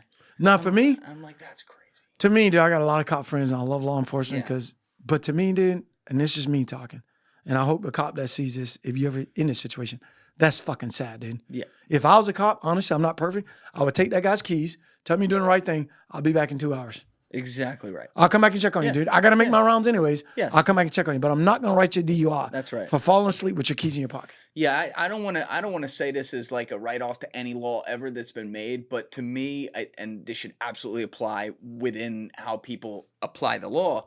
You know, like officers of the law, it's like intentions are everything. It is. That doesn't mean people always get it right. Right. But like, what did they intend? If he intended to do the right thing, putting his keys in his pocket, that's Yeah. enough for me, dude. Yeah. That's enough for me. I'm gonna take his keys, or better yet, I'm probably gonna tell him get in my squad car and take you home. Yeah. And when you get ready to come back to your truck tomorrow, call me. Somebody come pick you up. There It's you that go. simple. Yeah. Because it's serve first and then protect. So that is serving the public right there. For sure. So No, but on your point about reintegrating and things like that, just even with your family and stuff, like were you married really young? yeah, I in the got military? married about 24, 25. I think it Okay, was. so and you have this 21-year career. So when you get out, how many kids do you have? 3. They're all teenagers at this point when you get out? Yeah. Something like that? Yep. And you were deployed. You never took time off, so you're deployed all the time. How long was your average deployment? 6 to 8 months. So I'd say 4 to 7, maybe 4 to 7, 5 to 7. So half of every year, Gone. You're gone. Guaranteed. My son's 25 years old. I spent 7 Christmas with him. 7. Me and him had a Was big. that hard being a dad? Me and him had a big heart to heart. Well, I'm not gonna say it was hard being a dad because I love being a dad. Yeah. All 3 of my kids, they can drive stick, they can shoot their asses off. You know what I mean, like The things that matter. the things that matter. Like, and my ex used to always say, "You're brainwashing our kids." Like, dude, they can walk in a room, they can tell you everything that I can tell you about what they see, how to take down a room. They know points of domination. They're little operators, man. If I need them, you know what I mean? Like they're little operators. That's great. Yeah. Oh yeah. And so, I'm not gonna say being a dad was hard. It was being gone was hard. But then you kind of know, like all 3 of my kids, the first word we taught them was sacrifice. First word we taught them. And I told them, Daddy's making a sacrifice. And so I'll give a shout out to my ex, man. Sadie, she was a phenomenal woman. And most Green Boy wives are phenomenal women because they know what they're getting into. So for the most part, dude, our wives, a soft wife or a military wife in general or a military husband, they know your spouse might be gone a lot. So guess what? You might be mom and you might be dad. Yeah. And my ex did a phenomenal job of that, dude. I can't, hands down to her as being a great mom. And I would never say anything negative about her being a mom because she basically raised our kids because she would get pissed at me because I'd be gone for, 5 to 7 months. And when I come home, guess what? Daddy's the best because kids want to stay up to 9, fuck it. They want to stay up to 11, Yeah. fuck it. You know what I mean? Ain't no She curfew. looks like the bad guy. Yeah, I'll take you to school. Yeah. You miss a day of school, don't worry about it. That's why we're seeing this private school. We're going shooting tomorrow. She'll be like, what y'all do today? Oh, Daddy took us shooting. Daddy took us shooting. She'll be like, they missed school today. I will write them a note. They're fine. Because I'm like, hey, I've been gone. And you It's wanna time for spend me to time get with my them. time. You know? I get it. Yeah. And then, and she'd be like, no, you can't do that. Or I'd come home and mess up her routine. I'm supposed to take the kids. I take the kids. I pick them up this time, pick them up this time. She'd be like, no. I got a routine set up. Yeah. Don't mess it up. Like, dude, she cursed me out. I mean, yelled and cursed me one time for going to pick Tyler up from school one day. Because, of course, she knew 3:30 I'd go pick him up at school. Well, I get off. I leave the team room that day at like 12. I'm going to get T-Bone. We're going to hang out.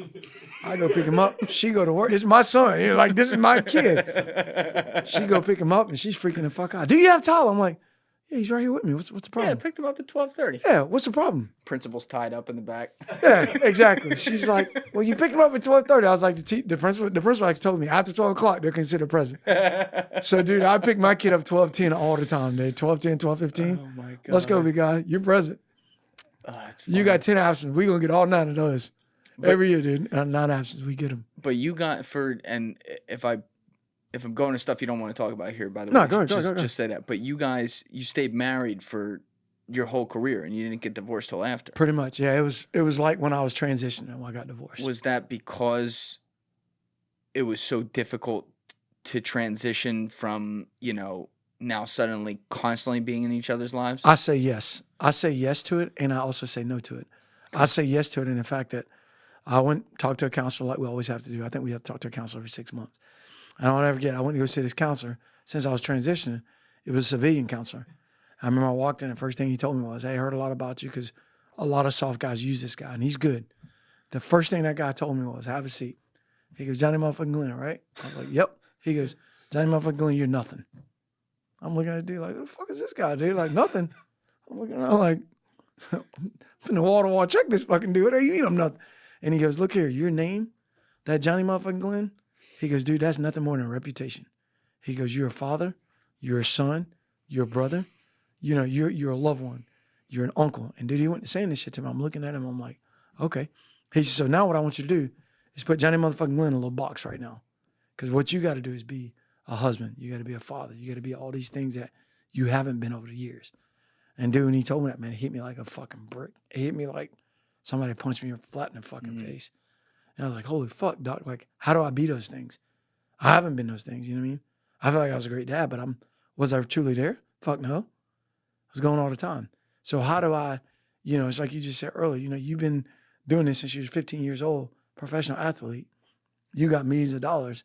Now all of a sudden, you're asked to just be a human, like be you. Yeah. And it's like, holy fuck, dude, I got to get a schedule. I got to get a real job. My job was going to work 9 o'clock, working out 10, 11 o'clock, going shooting at the range, shooting the shit with the boys, going to Hooters, looking at boobies, and then going the fuck home. Like now I got to go get a real job, like a 9 to 5. Fuck, do I get a 9 to 5? And all this is going through your head. How do I protect my family? I'm leaving the team, even though this is my family, but that's my family. Yes. Like, holy fuck, dude. Like, what do you do now? And dude, that's a hard pill to swallow, man. And you realize like, fuck, dude, like I made some big mistakes. Then you go back and you try to tell people like, hey, I fucked up here, I fucked up there. And the sad part about it is, with a soft wife, they know how you're trained too. So soft wives, they'll say like, now you're just using what your training is. I don't think there's no wrong. You ain't got no damn PTSD. I'm like, do you not know what the hell we've seen and what we've done? Oh. You know what I mean? Yeah. But in their eyes, and they know like you're cut differently. And women that come after us, they know, dude. They know we're cut differently. We know we're cut a little different. You know what I mean? Like, and like they said, good girls like bad boys. It's just that's the way it is. Like, oh yeah. You know what I mean? So at the end of the day, what I would say to all the soft wives out there and husbands that are watching this, I'll say to my SF brethren, hey, dude, don't be afraid to say, I'm fucked up a little bit. Let me fix me. Because we're always facing out. Sometimes we got to face in and look in the mirror and say, hey, yeah, dude, I'm fucked up. And then be man enough to say, hey, I'm fucked up. Now let me go get help to fix me. And by the way, wife that I'm loving, I want to be with for the rest of my life, I'm going to bring you along with me because this is a team effort. And if we do that, I think that, I think we'll cut back on the suicides. We'll cut back on the divorces. Because guys got to have purpose, dude. Yes. In the military, bro, I had purpose. I had 12 motherfuckers that was competitive. Well, that's the thing. You have such the highest degree of purpose. It's life and death purpose that's every it, day. yeah. You can't re-simulate that. Mm-hmm. And you can't shortchange that. No. You can't say, hey, dude, I'm going to take a day off and I'm going to go to the range and I'm just going to blast his ammo. No, I'm going to shoot this shit because we're leaving in a couple months. I'm not going to be that guy. That's right. Hey, I'm going to run on Saturday and Sunday. Hey, I'm going to do this because I need to be at the level of Rusty Cotterman. I need to be at the level of Will. I need to be at the level of DeMarney. I need to be at the level of Stacy. I need to be at all these guys' level of Big Mike. Because if shit goes down, I want them to know they can fucking count on me. Right. You know what I mean? So, and that's the way you look at it. And life's the same way. You know what I mean? If you view your kids the same way like I view my kids now, they're my teammates. You know what I mean? I want to be there for them. I want to live long for them.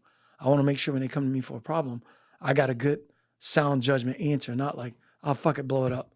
Now it's like, all right, I'm an adult now. You know what I mean? It's like, no, Tyler, maybe, man, you should be thinking about this, or let's think about this. Your career is going here. What about this?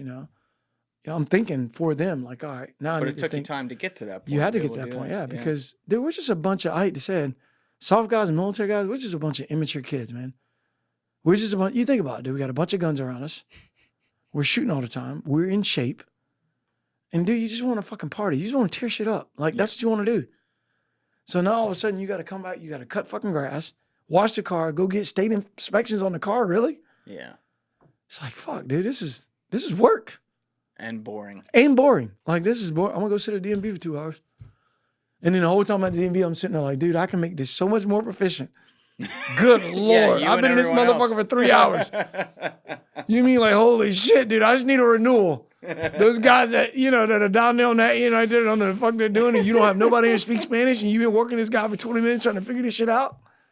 Like, fuck, hire a translator. Let's get this shit done. I could have been going 2 hours ago. Yeah, DMV is the happy shack. That's Yeah, what I call it. It is, man. They hire the happiest people in America They do, to work man. there. I know. It's like, damn it. Then you just sitting in line like, number 12. I'm like, damn, they're going to never get to number 20. Yeah. And So- I would imagine like little things like that.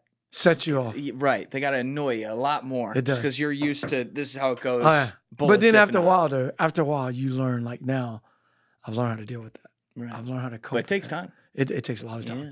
It takes a lot of time to just say, like, because you got to think about it. Most, I ain't gonna say all, but I would say 99.9% of soft guys are ADHD. We probably just need a fucking, fucking, what is it? Retinol? What do you take when you're ADHD? Adderall. Adderall. We should have an Adderall pump inside of our fucking stomach. Just constantly pumping that shit. You're like, hey, man, I'm set on 12 today. We're good to go. Because we can't just sit there, dude. Like, It's like, we got to be making it, like, make shit happen. So when we go in a DMV, dude, they're sitting there like, oh, fuck, I could take her a job. If she just did this, and this, you would knock down your fucking time of seeing people by 30 fucking minutes. Yeah. You know what I mean? So it's like, so for us, man, it's just always, and that's why usually, man, like if you go to our house, we got project after project after project after project. And wives get mad because she's like, you got 10 different projects, you not finished one. Yeah. Because fuck, I go work on that one about 2 hours and I'm bored with it. I'm going to the next one. And that's what how we it do. goes. And that's how it goes. You know what I mean? He's like, all right, I'm doing this. Just finish one. So I've really been trying to like just finish one project at a time. If I'm doing something, I want to do one thing at a time just to get it done. So slow it down. yeah, but it takes time, man, because we're not built like that. We're not built to go solo. Was it like when you come home and your career turns off, and we're going to come back to the beginning of Johnny's career soon. I just want to go through this tangent right now. Is it kind of like the only way you would ever experience marriage and the relationship was when you were on, which means you're gone half the time and you have this purpose. Was it almost like you're married to a new person because of your surroundings? Yep. Mm-hmm. That made it good. That actually made it good. I tell people all the time, if I wouldn't have got out, me and my wife right now would still be married. No doubt in my mind. No doubt in my mind. I was gone long enough I was home long enough to piss her off, but gone long enough for her to miss me. Because usually it's just a honey-do list. Like, hey, can you do this? Can you do that? Like, you need some muscle around the house. All right, honey, I'm back. Fix the dryer. Fix the, washer. Cut the grass, whatever. You're shipping out to like tour board. She's like, thank God. Thank God that motherfucker's leaving. Like, yes. All she got to do is keep the house clean. That way if he gets killed, people ain't coming to the house and it's a dirty house. You know what I mean? Like, so, at the end of the day, and now you're with each other all the time when you're now out. you're with each other all the time. Do you see all the nuances? You see all the little things that would probably set her off. Like, why are you mad about that? Like, why are we been here? Why are we waiting this fucking line so long? Where's our food at? You sitting there ordering to eat. It's like, we ordered 10 minutes before they even got here and they got their food before we did.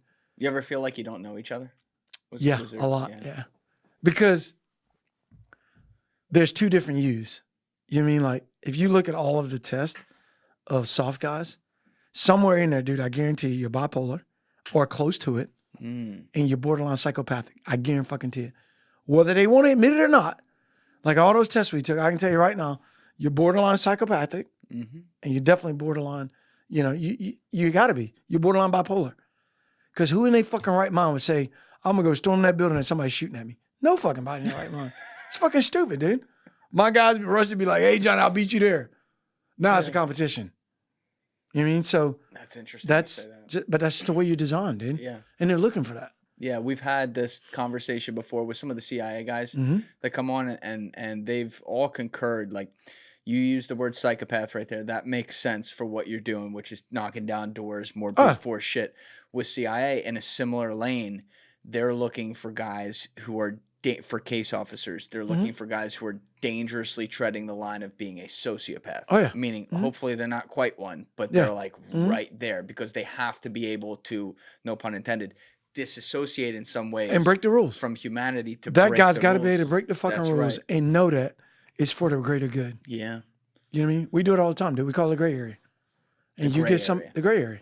You got black and white, and then I always tell people you got black and white. Johnny motherfucking Lynn's in the gray area.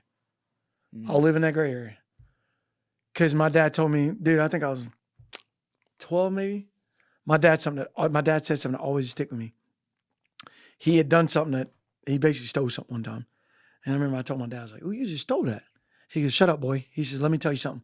Sometimes the wrongest thing you'll do will be the rightest thing you do. And sometimes the rightest thing you do will be the wrongest thing you do. And I just looked at him like, the fuck does that even mean?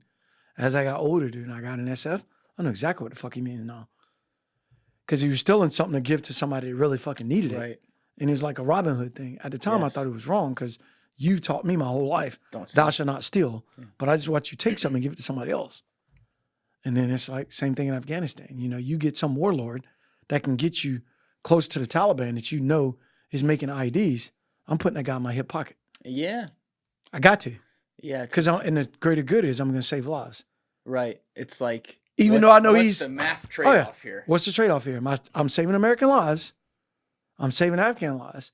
But I'm getting in bed with a warlord. I'm getting in bed with a bad guy. Same with the CIA guys. Yeah. You got to.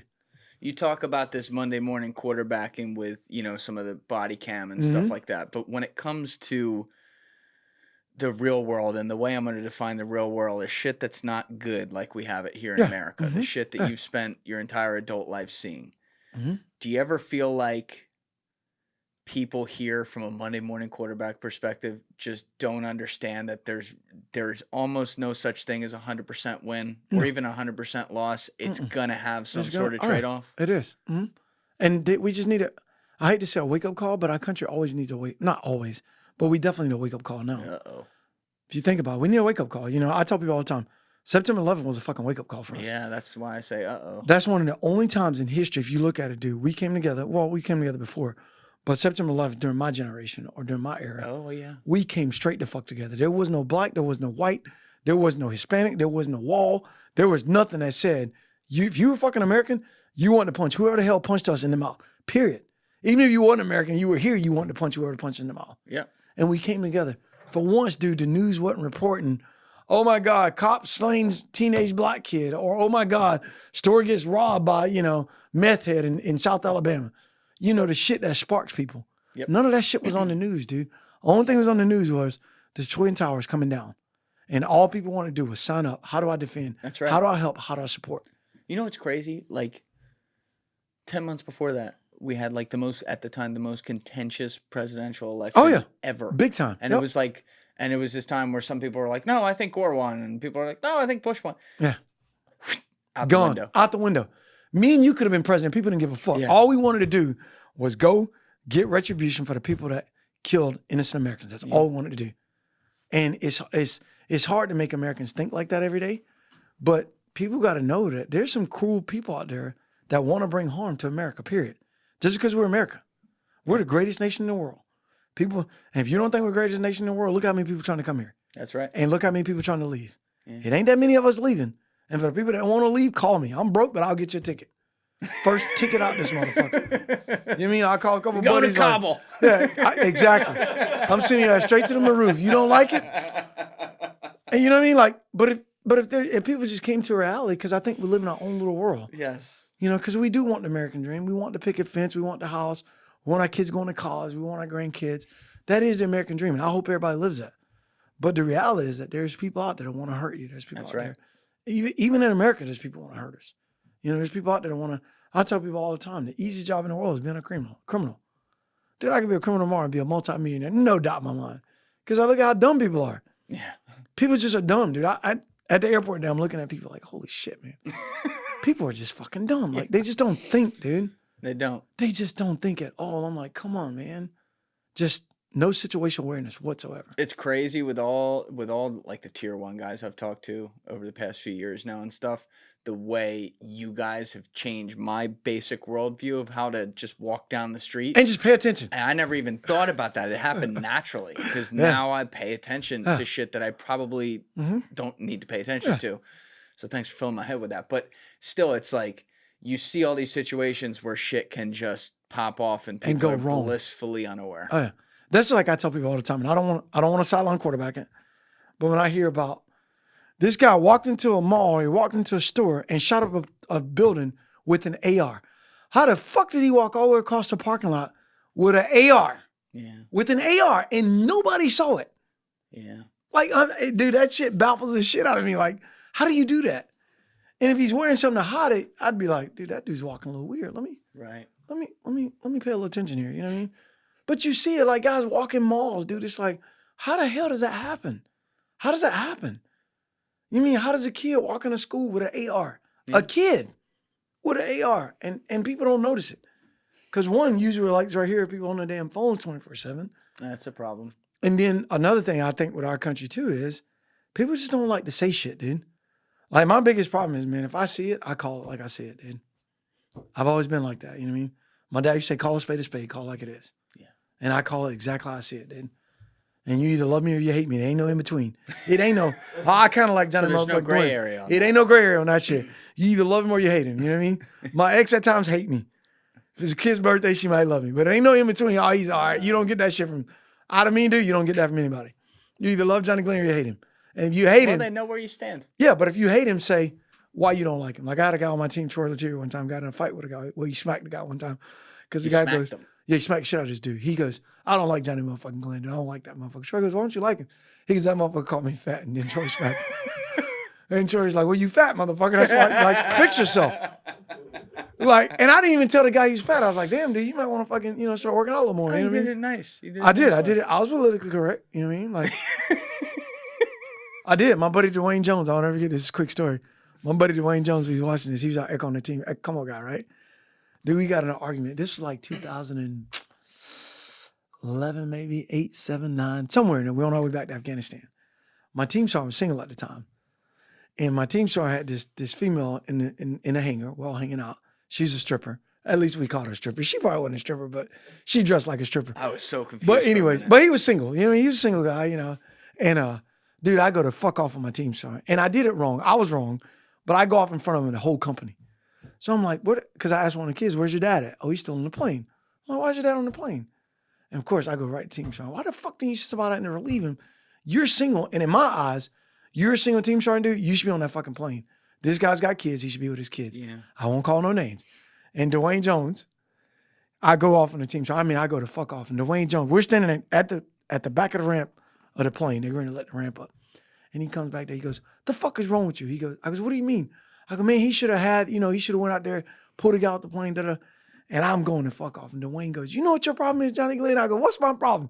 He goes, you know your problem, Johnny motherfucking Glenn? I said, what's my fucking problem? He goes, you got no fucking tact. That's your problem. And I'm looking at him. I'm like, and at the time, dude, I didn't know what the fuck tact meant. I didn't. So I'm usually like, hey, motherfucker, you come with me, I'm going to come back. You're like, thank you. I go, what? I look around, dude. So it felt like 10 minutes, but I'm shaking my head. I'm like, what? I'm all tact, motherfucker. And I walk off. So I walk on to one of the officers. I'm like, hey, what the fuck does tact mean? He goes, Johnny, how you approach something, yeah, you be tactful about it, I was like, that's what I mean? He's like, yeah, tactful. I was like, why the fuck did he say tactful then? He said tact. He goes, what's wrong? Dude, that whole flight, I couldn't sleep. Because in my head, that Dwayne just told me I wasn't tactful. I'm like, fuck him, I'm tactful. So the whole time he's sleeping, dude, I'm looking at him like, that motherfucker. So as soon as he woke up, dude, we went back at it. We were arguing about, and he's one of my best friends, man. We were arguing about tact and all this shit. I was like, man, fuck you. I ain't got plenty of tact. He goes, why would you tactful, dude? Just pull the team sergeant aside and talk to him. Tell him he's wrong, Johnny. He's like, your biggest problem is because I let my emotions get the best sometimes, you know what I mean? Because these are my brothers, man. Like, I care about this guy. I love this guy. I would die for him. And to see him on the fucking bird watching the gear and his kids are around my kids, when our single team sergeant with no kids, in my eyes, as a leader, dude, I would have been on that plane. My guys would have been out there with their kids. That's right. My guys would have been like, hey, where's the team sergeant? Oh, I'm right here with the gear. Okay, cool. Now you also set an example of this is what a leader does for his guys. So, but yeah, dude, like, and that shit hit me hard, man. I ain't got no tact. I'm all tact, motherfucker. Because I ain't know what to say. You know what it means now. I know what it means now, but I knew when he said I didn't have it, I didn't know if I had it or not. So the best thing for me to do is say, I'm all attack. I was like, I'm all attack, motherfucker. And I didn't even give him time to say something. He was like, went right here, he went to go knife hand me. And I just walked off, dude. I was like, what the fuck? And I walked off. But yeah, dude, but that's what I think our country, I got off topic. But that's good. That's what I think our country needs, man. We need, and nothing as big as 9/11, but we just need a smack in the face every now and then to let people realize that you ain't living in that little bubble, that little safe, like that little safe haven. Like, people walk around like, I don't want anything to go wrong. Yeah. Like, no, dude, if it's wrong, just call it out. I always say this, with the exception of the War of 1812 and then obviously some terrorist attacks, we've never been invaded as a country, and it shows. It does. And it's like, I cringe when I fully understand why you say it. A lot of people say it from your position. I cringe when I hear like, oh, we need something like that to happen again or something like that. Because I hope it wouldn't come to that. But when it's not that like even America's been at peacetime here. We've had all these wars, these endless wars over the last 2.5 decades, but they're over there. Mm-hmm. And in modern warfare, we don't have the draft, right? Because wars fought a little bit differently. I guess for these ones, you need less men than you would have needed in World War II and shit like that. But like, there's something about the tragedy of comfort and why can't I think of the word right now? Complacency that sets in, and when you give society time like that, and when you also give them things that are problematic, like an economy, a shrinking middle class, the American dream not quite what it was and stuff like that, it naturally starts to turn in on itself. Yes. And we've been at that point for a while now. And I hope without some sort of crazy impetus, people can disagree on politics and shit like that. I fully understand that. But like, if we could be a little more civil about that and focus on the things that actually matter. At a high level, that would be amazing. Yeah. Oh, I totally agree. And that's the problem. We focus on shit that don't matter. Yeah. Dude, like I was telling you earlier, I very seldom watch TV. Very seldom watch TV. Good for you. So if you ask me anything that's going on in current events, couldn't tell you. I'm dead serious. Couldn't tell you. I couldn't, man, because I don't get tied up in the shit. You got to live happier that way, too. And I do, man. It's all about, like me, I got a little farm in North Carolina, dude. I go to my little farm, get away from everything, dude, and that's where I spend my time at. I don't like, because it seemed like to me, it's all about how do we turn each other against each other? Yes. How do we turn black against white? That's right. How do we make more drama than what we need? It's like, no, dude, there's enough drama in the world. We don't need any more. We don't need that shit. Let's just do unto others as we want done to each other. Right. And that's it. And if we do that, dude, we got a good country. Well, it's because we always have access to this. That's exactly what it is. We can always go look at everything. Yeah. Everything that's anecdotal looks like the definition. Yeah. Flashing fucking news. Yeah. You know what I mean? It's like, what the fuck, dude? Yeah. And the algorithms don't help. I mean, I see it all the time with, I'll start looking at one thing. I'm like, all right, let me keep looking at this and let's see how fast it's my whole feed. And it's within a half hour. Oh, yeah. And it's your whole feed full of it. Oh yeah. It's wild, man. Oh, trust me, I know. Because if I get on Instagram and I look at some girl that's dancing nice. Everything. And she's nice body. Dude, that's my whole, don't hit search. That's all that comes up. I'm like, what the hell's going on here, dude? Like, damn, I was looking for some Morgan Wallen music and it's like, all you see is fucking yoga pants. I'm like, well, shit, let me check that out. Then it's 4:00 in the morning. You're like, motherfucker. The AI gets you, dude. It's like, son of a. Just gotta be careful because sometimes you gotta check between the. We talked about this shit earlier. You call twice, turn right, turn left. You gotta run a whole background check nowadays, dude. Yeah, no, it'll show up in the feed too, and you're like, wait a minute. It's like the Leo meme, like, oh, here I come. Let me share this, all my friends. Do not. I repeat, do not. Do not DM. Do not DM this one. Yep. Yeah. All right. Well. That's a good. I always love getting the mentality of the guys who understand it more than I ever could, and understand it more than most of us listening who haven't served in the military. But you get it though. I get it because of you guys though. But I still can't. I can't go to. I can watch it on video. I can't go to those hills and feel what you felt, or I got you. Knock down every door, talk to every person, and see how much people would kill in those situations to live here. Yeah, that's just like, dude. I remember we started like a little girls' school. I'm trying to remember the name of the place where we were. We were in Afghanistan. I'm trying to remember. You guys did the Green Beret? The school did. Yeah, we did. Our team. We were getting book bags and stuff brought in. Wow. Yeah, and we were taking them down to the school, and we started talking to the guys down at the school. Well, honestly, Afghanistan is one of those places ass backwards. So they want the kids or the girls to be dumb. Like they want them to be less educated. Like I tell people, if you want to be smart, you want to get out of poverty, educate yourself. Be smart, educate yourself. Whether that's something as simple as a credit score, just educate yourself. The more educated you are, it don't make you smart, but the more educated you are, the better, I'd like to say, the better decisions you'll make financially, economically, whatever decisions you're going to make. So in Afghanistan, their thing is, if we can keep you in the dark, then you never see the light. That's right. You mean? So I remember. So dark, no pun intended, to think about that mentality. No pun intended to think about it. Dude, I remember us being out in the middle of nowhere. You'll see a guy in the middle of nowhere and you're like, dude, what the fuck are you even doing out here? And he's got sheep and there's nobody close to that guy for hundreds of miles. Yeah. He's out there walking with sheep, dude. Him and his family walking with sheep. They bed down at night. They wake up to walk the sheep. So that's all that guy knows. All he knows. Just like if I can go back when the war first kicked off. You know what I'd have did, honestly? I tell my buddies this all the time. I'd have loaded up a bunch of kicker pallets. A bunch of what? Kicker pallets. Those are the things you kick out the back of the bird. Yeah. I'd have loaded that fucker up with laptops, porno, and cell phones. That's it. And kick that shit out of the back of a plane. Drove Afghanistan, kicked it out of the back of a plane. To let them know that there's a whole nother world out there. That's a lot better than this shit right here, dude. Mia Khalifa. They sinned. And I would have gave them free fucking internet, dude. Free internet. And hey, you think about it. 72 versions, if I go blow myself up, they'd have been like, hey, dude, have you seen Pornhub? They'd have been like, oh, hell no, dude. I'm out of here. We got fucking Treaty of Versailles, Nuremberg, and Mia Khalifa. And Mia Khalifa. That's it, dude. Just fly, just kick out American caliper. Dude, just kick out kicker ballots, dude. I'd have gave him a shit ton of laptops with no passwords. Soon it comes up, dude. It's just, good stuff on the screen. They'd be like, oh, shit. Now, there's one problem here, though. What's that? I don't know if you know what I'm going to say here, but there's a lot of guys I talk to in Afghanistan, and they all tell me the same story. That is true. They ain't all into that. That is true. That is true. But you're a product of your environment. Mm-hmm. Again, you're a product of your environment. So you got to show them the titties. When you got to show it to them. So when you don't know any better, when you cover everything up from head to toe, you don't know what's underneath that burqa.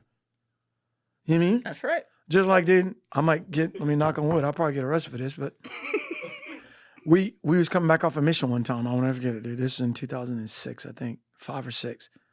And we got back and we had a stable boy that worked for us. And one of the Afghan elders had molested him, dude. And I beat that dude just shy of death. I'll say it. Fuck it, what are you gonna arrest me? And I put my hands on him. Me and a couple of guys put our hands on him, just smacked him around a little bit. Just a little bit. For all intents and purposes. Slapped him around a little bit. But at the end of the day, one of the Afghan guys, one of the elders, pulled us aside and talked to us. And he goes, well, he's a chai boy. I said, yeah, dude, but that's fucking wrong. He's a what? They call him a chai boy. Like the tea, they call it chai. So he's a chai boy. So the chai boy is basically like I guess you pass him around or whatever. Yeah. I was like, not on our watch, dude. That shit ain't happening on our base. Not gonna happen. But again, that goes back to product for your environment. If your father before your father did that, guess what you're gonna do? Same shit. Just like, dude, I'm from South Georgia. I've met racist people. I've never in my life met a racist person that I was pissed off at. Because I don't blame that person. You blame their environment. I blame their environment. I blame the parents before their parents. There's not that I don't want to discount like racism or something like that, but what we're talking about right now is pet. Oh yeah. Mm-hmm. That's it's a whole nother gamut. But think about it, dude. When you don't know any better, when you've seen that from birth, say you saw that from a child. You think that's normal? You think that's normal, dude. Just like racism, dude. Anybody looking at anybody can say, if you're going to judge me because of the color of my skin, we know that's wrong. That's right. But you think about it. Prime example, that movie 42. I know you saw it. Oh, yeah. When that kid was up there, when they were screaming the N-word. Yep. And that kid looked around. He knew, like, this is not right. But then he said it because he heard everybody else saying it. Because, all right, I don't want to be that kid where I'm not fitting in with everybody else. Right. You mean? Like, it's like almost like peer pressure. It's a motherfucker. So at the end of the day, like I tell everybody, racism and pedophilia and all that shit, especially over there, that is a taught fucking behavior from birth. I guess the way I think about it, that's like, because I'm very glad I can't relate to having an environment like that, but it's like, that requires you to be physically attracted to that. So I guess you could be taught either that. Physically attracted to it or you just don't know any better. But something still has to happen. You know what I mean? Like, I think if you started seeing that at birth, or if you heard about it at birth and people were doing it, you're just gonna do it. You know what I mean? This is like when people say, I think people are born gay. I'm like, tomato, tomato. It's your belief. I don't. I got a farm and every fucking bull cow I have, he tries to mount a female cow. If he tries to run another bull cow, they're fighting. Yeah, I've heard we've had some off the record, we've had some on the record. I know Nick Irving talked about it when he was in here, but Nick talked about like he had to pull people off kids sometimes, literally. Yeah. And there's like and I've heard this, and Leslie's heard it as well from multiple people. They had like a phrase there, like women are for babies and boys are. Mm-hmm. Yeah, okay, there you go. But listen to that. They've had that phrase for how long? I don't know. So fucking Alexander was there. Exactly. So you know what that means? That it's already in their head. Yeah. So it's like one of those things. Like until you educate people, till they get educated, then how do you break it? Mia Khalifa.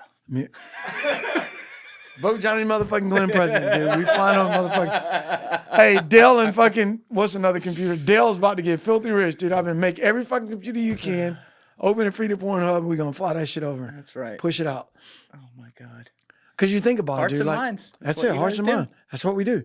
Hearts, minds, and dicks. Like all my, I know, right? Hearts, minds, and dicks. Because I got back, let me see, not just me in general, but my team. We got back probably 5, 6 of our interpreters that was over there.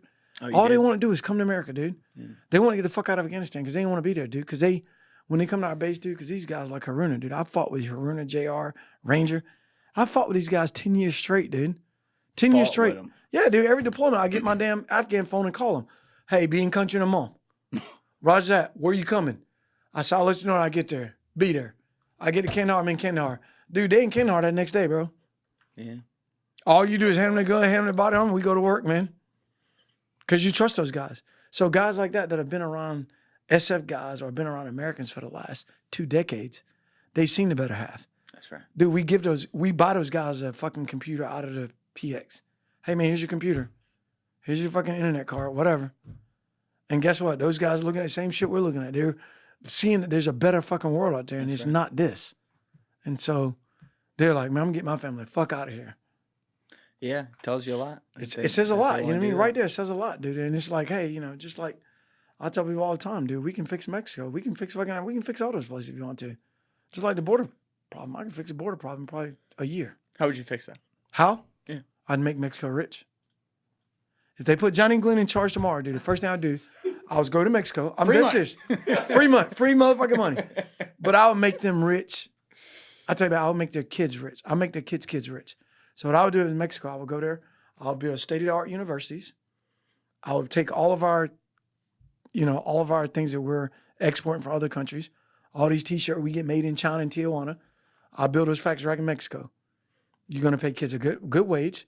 Kids can graduate and go to college. They can get good jobs. They never have to leave their country. And guess what they would do? Not fucking come here. Mm. I'm not going to another country where I got to learn another language. But guess what? If I can tell my kids right now, you can grow up in Georgia. I can offer you everything you need right here at home. And U.S. is going to fund some of that because we're going to get our, it's return on investment. Yeah. We're going to build these countries. We're going to build these factories that make Ford and General Motor parts. Tesla's going to build companies there that make Tesla parts or whatever. You're going to do them at a good price. You're going to get paid a good minimum wage, and you're going to have a good middle class, and you're going to live a good middle class life.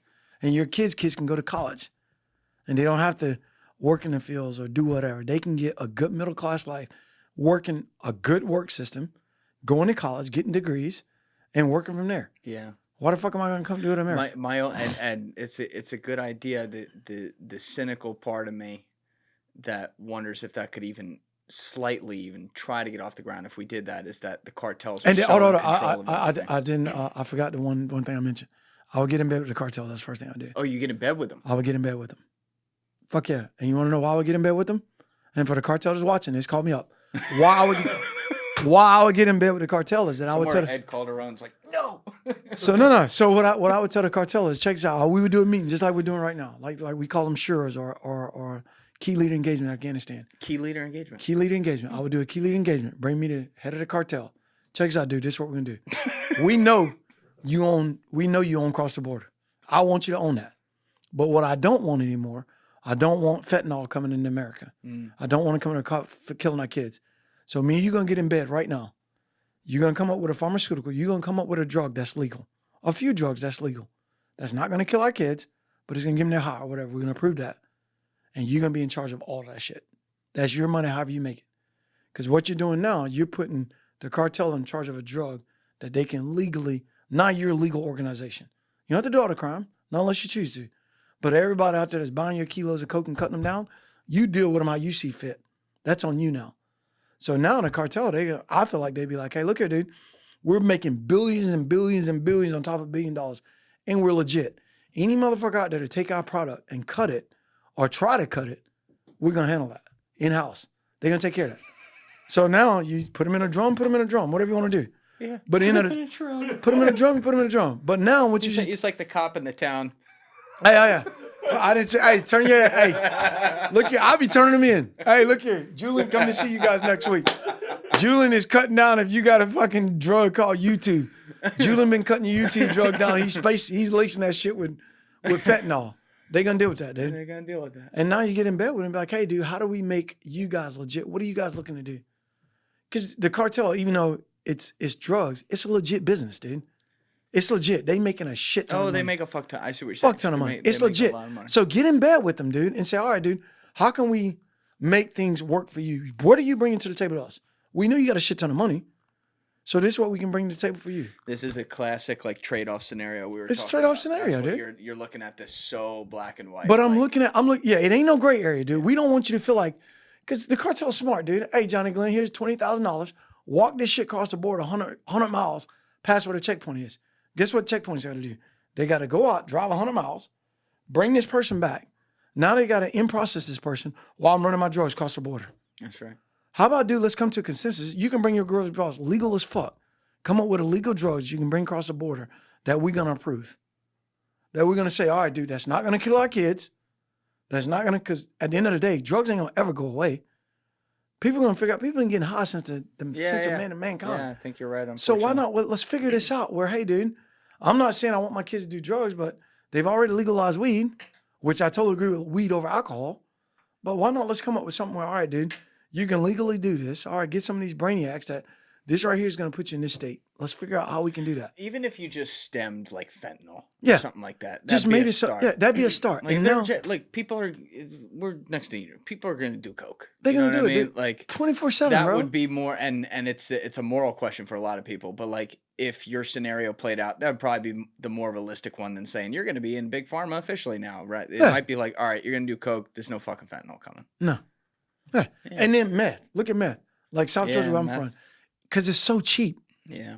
You mean you go in the back of a damn field somewhere in some pine trees in South Georgia, you can make all the meth you want to make and sell it dirt cheap and make a good living off of it. But then you're ruining people's lives. Yep. Teeth are gone, just ruining people's lives. So at the end of the day, let's come up with something like, I'm all about finding solutions, man. And the solution isn't, you're not going to stop the cartel, ever. So why not embrace it, get in bed with them, say, all right, dude, here's the deal. Because guess what? Every legal official over there, you're in the you're in with the cartel, or you got. That's what I'm saying. They buy them all. You buy them off, and if I can't buy you off, I kill you off. So you pick or choose. You can be rich. I ain't a smart man, dude. I think I can handle my own, but I can be rich or I can be dead. All right, dude. How much y'all paying me? Buy me a little island, and I'm gonna go buy me a little island. That's where I'm moving to. Careful with the islands. Yeah, you're right. Careful with the islands. You're right. Yeah. I'm gonna move. Just saying. I'm gonna move to the Gulf of America and call it a day. You fuck it, dude. You don't call it Johnny's Island. You wanna live free? Come to Johnny's Island. Fuck it, dude. Ain't no rules here. Oh my God. Yeah. Again, careful. Yeah, I know. Right? Careful with the islands. You gotta be careful with those. This is a sensitive. Hey, it's sensitive. Days, for sure. But I think that if you did that, dude, if you got in bed with the cartel, like, hey, look, dude, because right now, a cartel is still human. You're affecting your kids down the line. I don't think they care though. They're human, but they're the definition of sociopaths. So it's all about money too. Yeah, it's all about money. It's all about money. So if you can, you just got to go at the table with the right amount of money, and so that they can make that money. Yeah, and I think where people would also cringe on some of the concept there though is that we've had our own cartel here in the form of legalized cartel. Mm-hmm. Big air quotes with like the Sacklers and what they did to America. Mm-hmm. There's a big pharma company. They got fucking America addicted to opioids, which by the way has fueled the fentanyl crisis that now happens because people want it. Yeah. And it's like, people just people are smart to that stuff now, and they don't want to see any of that, no matter the form it comes into. So like that's the other thing. There are things that guys like you, judgments you make over there in war-torn areas where the cameras aren't with you and the media doesn't know what's going on, which it is probably a good thing here where you can literally just make those trade-offs. And it works. But then when you got to make trade-offs in front of the media and in front of the public where people can fight about it on social media while the decision's going down, unfortunately, through no fault of your own, it gets really hard because you're going to have people that go, but what if, and then they're going to fight over that, and that's why shit doesn't happen. That's why our politics here is so fucking messy. Yeah. You know? But those things do go down. We just don't see them. They happen. Yeah. Oh, yeah. Yeah, for sure. Let's go back to the beginning of your career, though. That was a really fun tangent. Yep, I like that was a good tangent. So, because we were saying earlier, you got in and deployed before 9/11. Yes. You had done some stuff. So you went to Europe. You went to the Yep. Balkans. Went to the Balkans. Was that your first deployment? Bosnia. No. My first deployment was Africa. Oh, so what each was group, that? each group is set up to go to different parts of the world, Okay. and that's why you have the language speakers on each team, so that if something kicks off in this part of the world, so Right. third group was in charge. Used to be the Caribbeans and Africa. That was third group. Fifth group had like the Middle East. Seventh group's always been down south. Then you got first group, 10th group. Those guys always been like Asia, Central Asia, Yeah. and places like that, which you probably already know. So third group for me was Africa. So I think the first trip I ever went on when I got the group was Kenya, I think. And what were you doing there? We were training, I think it was Kenya, either Kenya or, fuck, Well, that would. So this is what, like 98, 99? 99. So this would have been like a year after the embassy bombings in Kenya, right? Yeah. It was 2 years, I think, embassy bombing. I think. Yeah. It was either 99, yeah, I think it was 99 or 2000. So we go to Kenya. We were training Tanzanian, Kenyans, and Ugandans. And training them in small unit tactics, fucking shoot, move, communicate, shooting in small unit tactics. Because they were fighting a war in the Congo. They always fought in a war in the Congo. Yeah.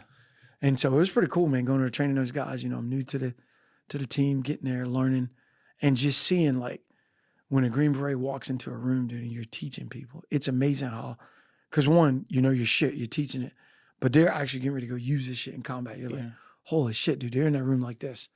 I saw a kid fall asleep one day in class, and he got caned out back. They beat the shit out of that kid, dude. Yeah. Beat the shit out of him. I was like, holy shit. And of course, we're sitting there like, hey, Sergeant Major. Well, one of their Sergeant Major. Like, you can't. And one of the guys like, no, we don't get involved in that. That's their military. That's They want to do that. They want to beat him. They beat the shit out of the kid. But I tell you one thing. Like, so class. And then. Yeah. Checks out, beat the shit. Joe, no, dude, you can hear my back. But I tell you what, that motherfucker never went to sleep again. I never even dozed off again, dude. It's like, shit, my buddy's getting in class. I'm getting in class. Like, I'm learning shit. Like, I'm not done. Like, fuck that, dude. Like, I'm paying attention to this class. Yeah, dude, he got caned. But it's life or death with them, what I mean? Yeah. So, but they were fighting wars, and you're literally training them for that. We're training them to go fight wars, yeah, dude. So you're not in a combat scenario. Nope, not in a combat scenario. You're just teaching. Nope, we're just teaching. As a matter of fact, we went out one night to go do something. We took some pop shots. We think it's just probably like some motherfuckers like, hey, they go to Americans in Africa, let's shoot at them. Nothing, because we still carry weapons and shit. Nothing that we were afraid of. Like, was that gunshot? Then the next day we got back and one of our Land Cruisers had a fucking couple bullet holes in it. Like, oh shit. Wow. Yep, because it went ting ting. Like, yep, that was gunshot.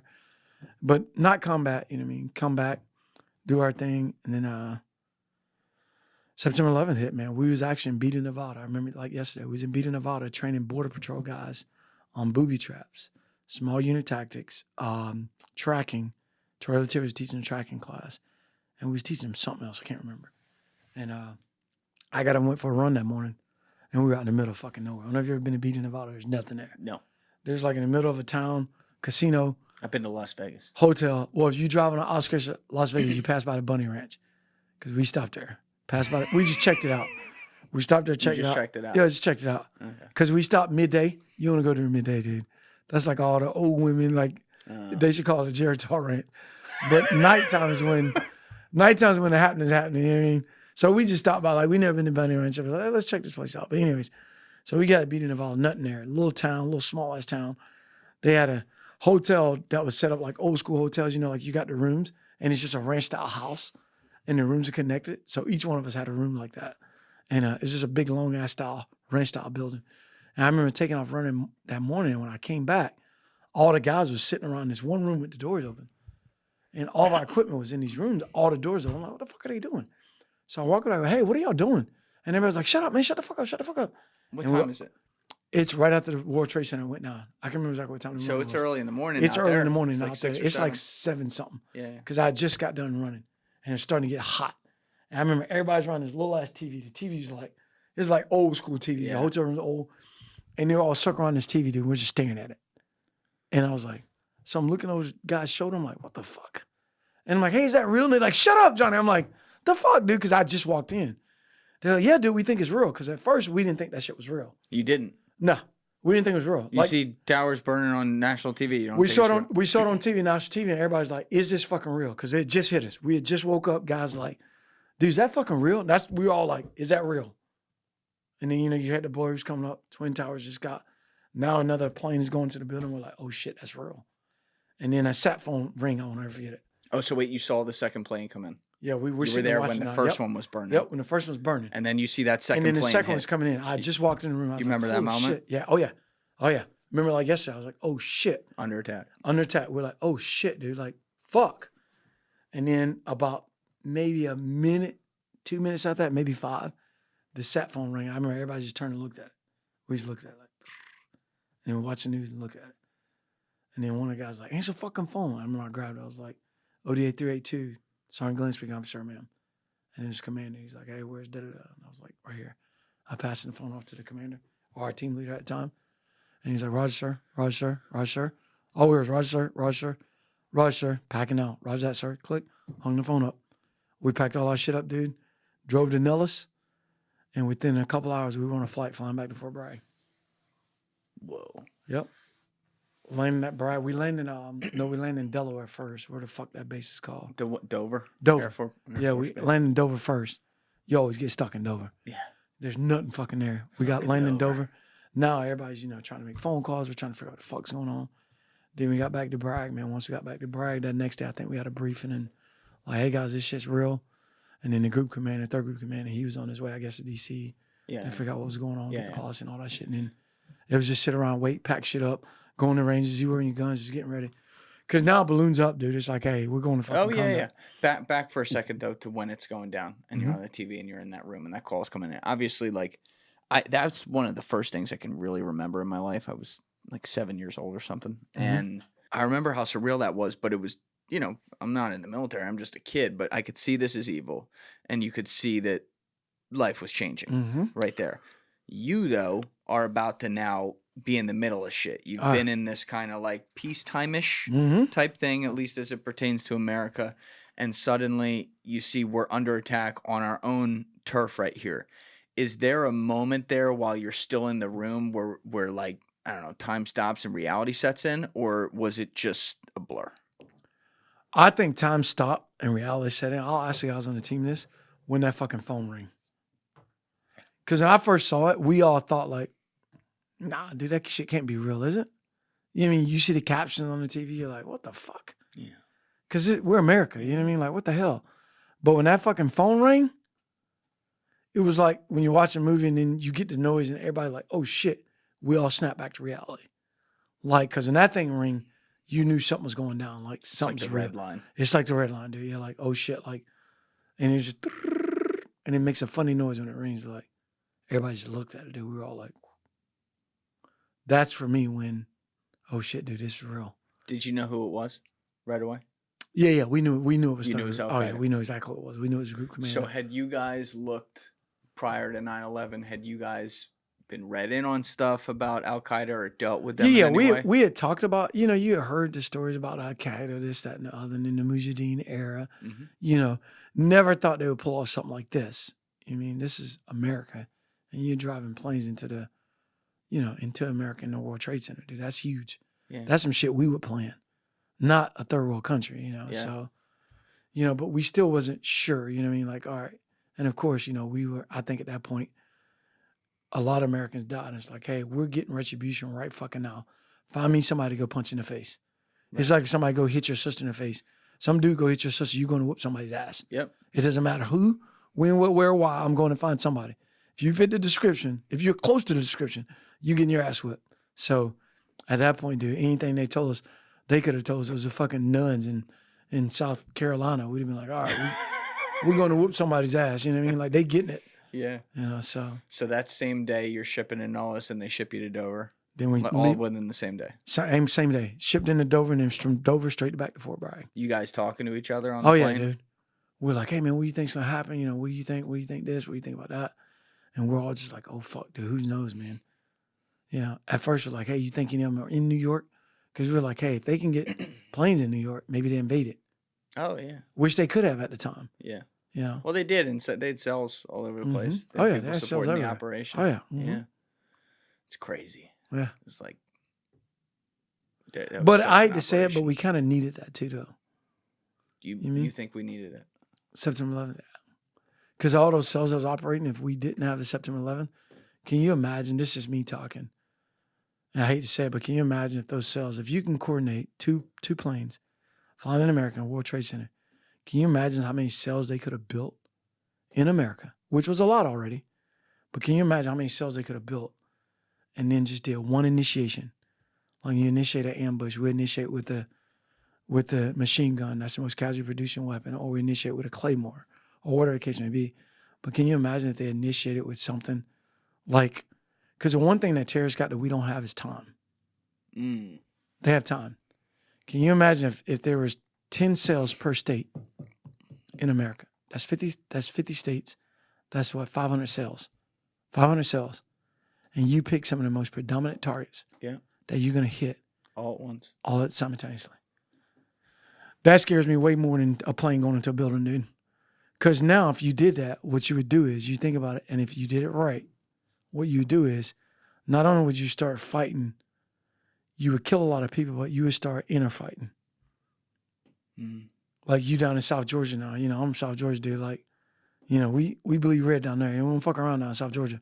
So now you got people that are looking at, if it was say it was an Arab that fucking did something down there, then you're looking at every Arab like that motherfucker is he's the enemy. Yeah, and that's the thing though. Like, it might be on a whole nother level there, but we kind of did that. We kind of did that. You ever listen to Howard Stern September 11th live show? Yeah. Like, whoa. It puts me in the mind of that. Remember that Denzel Washington movie? Which one? I can't remember which one it was, where the cop was he was from like somewhere, and they did a terrorist attack, and they arrested his family, and then they didn't want to get his family back. Fuck, what movie is that? Well, John Q's when his son needs. No, John Q's when his son needs, and then Denzel's like, no, we're gonna get your family back, and get your family back, and his wife was, they got it behind a fence. What movie is that? The Siege? Terrorist cells made attacks and. No, it might have been the Siege. Check, it might have been the Siege. I think it's the Siege. I think it was, but anyways, the cop or the investigator or the FBI agent's wife or whatever she was. Yeah. The film follows FBI anti-terrorism expert Anthony Hubbard. Yeah. Okay. And dude, that movie, if you hadn't watched it, watch it. That movie is spot on. How they did it, because they made it look like everybody that was innocent or every Arab was guilty. So we just started locking people up, putting them in confinement, dude. And look what we did in World War II. Oh, yeah. Internment camps with the Japanese. Oh, yeah, with the Japanese, yeah. It's like when you have a rotten apple in the barrel, you suddenly just look at all the apples and go, well, we can't take the chance another one of them is. And it makes you do some weird things. Oh, yeah. For sure. It does. I think about that a lot, like how delicate society is. Things can be very cool. You know, maybe we're fighting over politics, tweeting at each other a certain way. Then some shit goes down, and it's like that guy said, everybody's gangster till somebody get punched in the face. Then it's too late. 100%. Yep. Yeah, I it's sad you got to say it like you did, but it's an interesting point that, like, if there had been more time and more cells and more build up and more coordination, they could have done something 10 times as worse. Dangerous. You think about it, I'm not saying you're going to invade America. I think that's dumb because we're American. I hope everybody's watching this say, yeah, I want to invade America. Please do. We all got guns. You know, please do. I got plenty of guns. Please do. You mean, just please do. But I feel like if they would have did that, just held off a little longer and just grow your cells, dude. Like, just be patient, grow your cells. And then all of a sudden, just start taking shit over. Hit something you know that's strategically. You know what I mean? Like, just like in North Carolina, I don't know if you read this, but in North Carolina a couple of years ago, they think an SF guy did it. A guy hit one of those transformers, the terminals. You know what I'm talking about? The one that provides all the electricity? Oh, yeah. You had a guy in North Carolina do that. They think it was a Green Beret guy because we're taught how to do shit like that. You learn how to take out grid squares like that. Wait, they never caught the guy who never caught the guy, yeah. But there's a whole lot of other shit that led up to that too. Like they were doing some there's some anti-protesting going on with like gays and shit like that. So there's a whole lot of shit that led up to it that said he took it out because of shit that was going on around it. But yeah, dude, it wreaked some havoc in North Carolina for a while, man, because he took out shit damn near it was a couple grid squares he took out.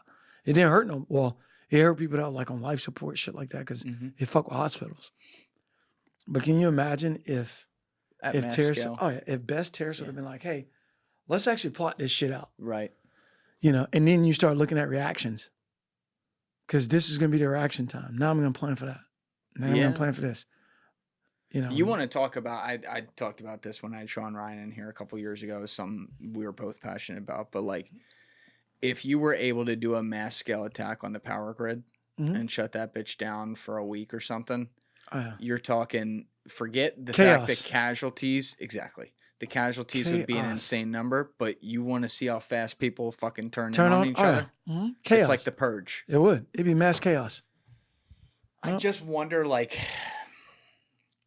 there was this book, Sandworm, by this guy, Andy Greenberg. He's been on the show a couple times. Amazing book. He wrote it back in 2019, I think. It was about GRU 77445, the hacking team over there. Yep. And, you know, this is before the war in Ukraine, but he writes about how in December 2015, this team coordinated a grid shutdown for, I don't know, 8 hours in Kyiv. Just to see if they could do it, and they did, and they shut down the whole thing.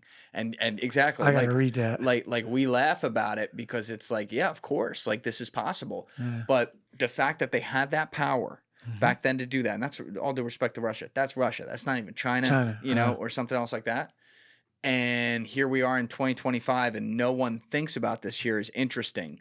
I guess the saving grace that I hold on to with a thread here is that if these places haven't done something like that, perhaps it's because they know if they did something like that, there's a kill switch that they'll get fucked 3 times as bad. I hope I'm right about that. I'd agree with that. I think that's valid.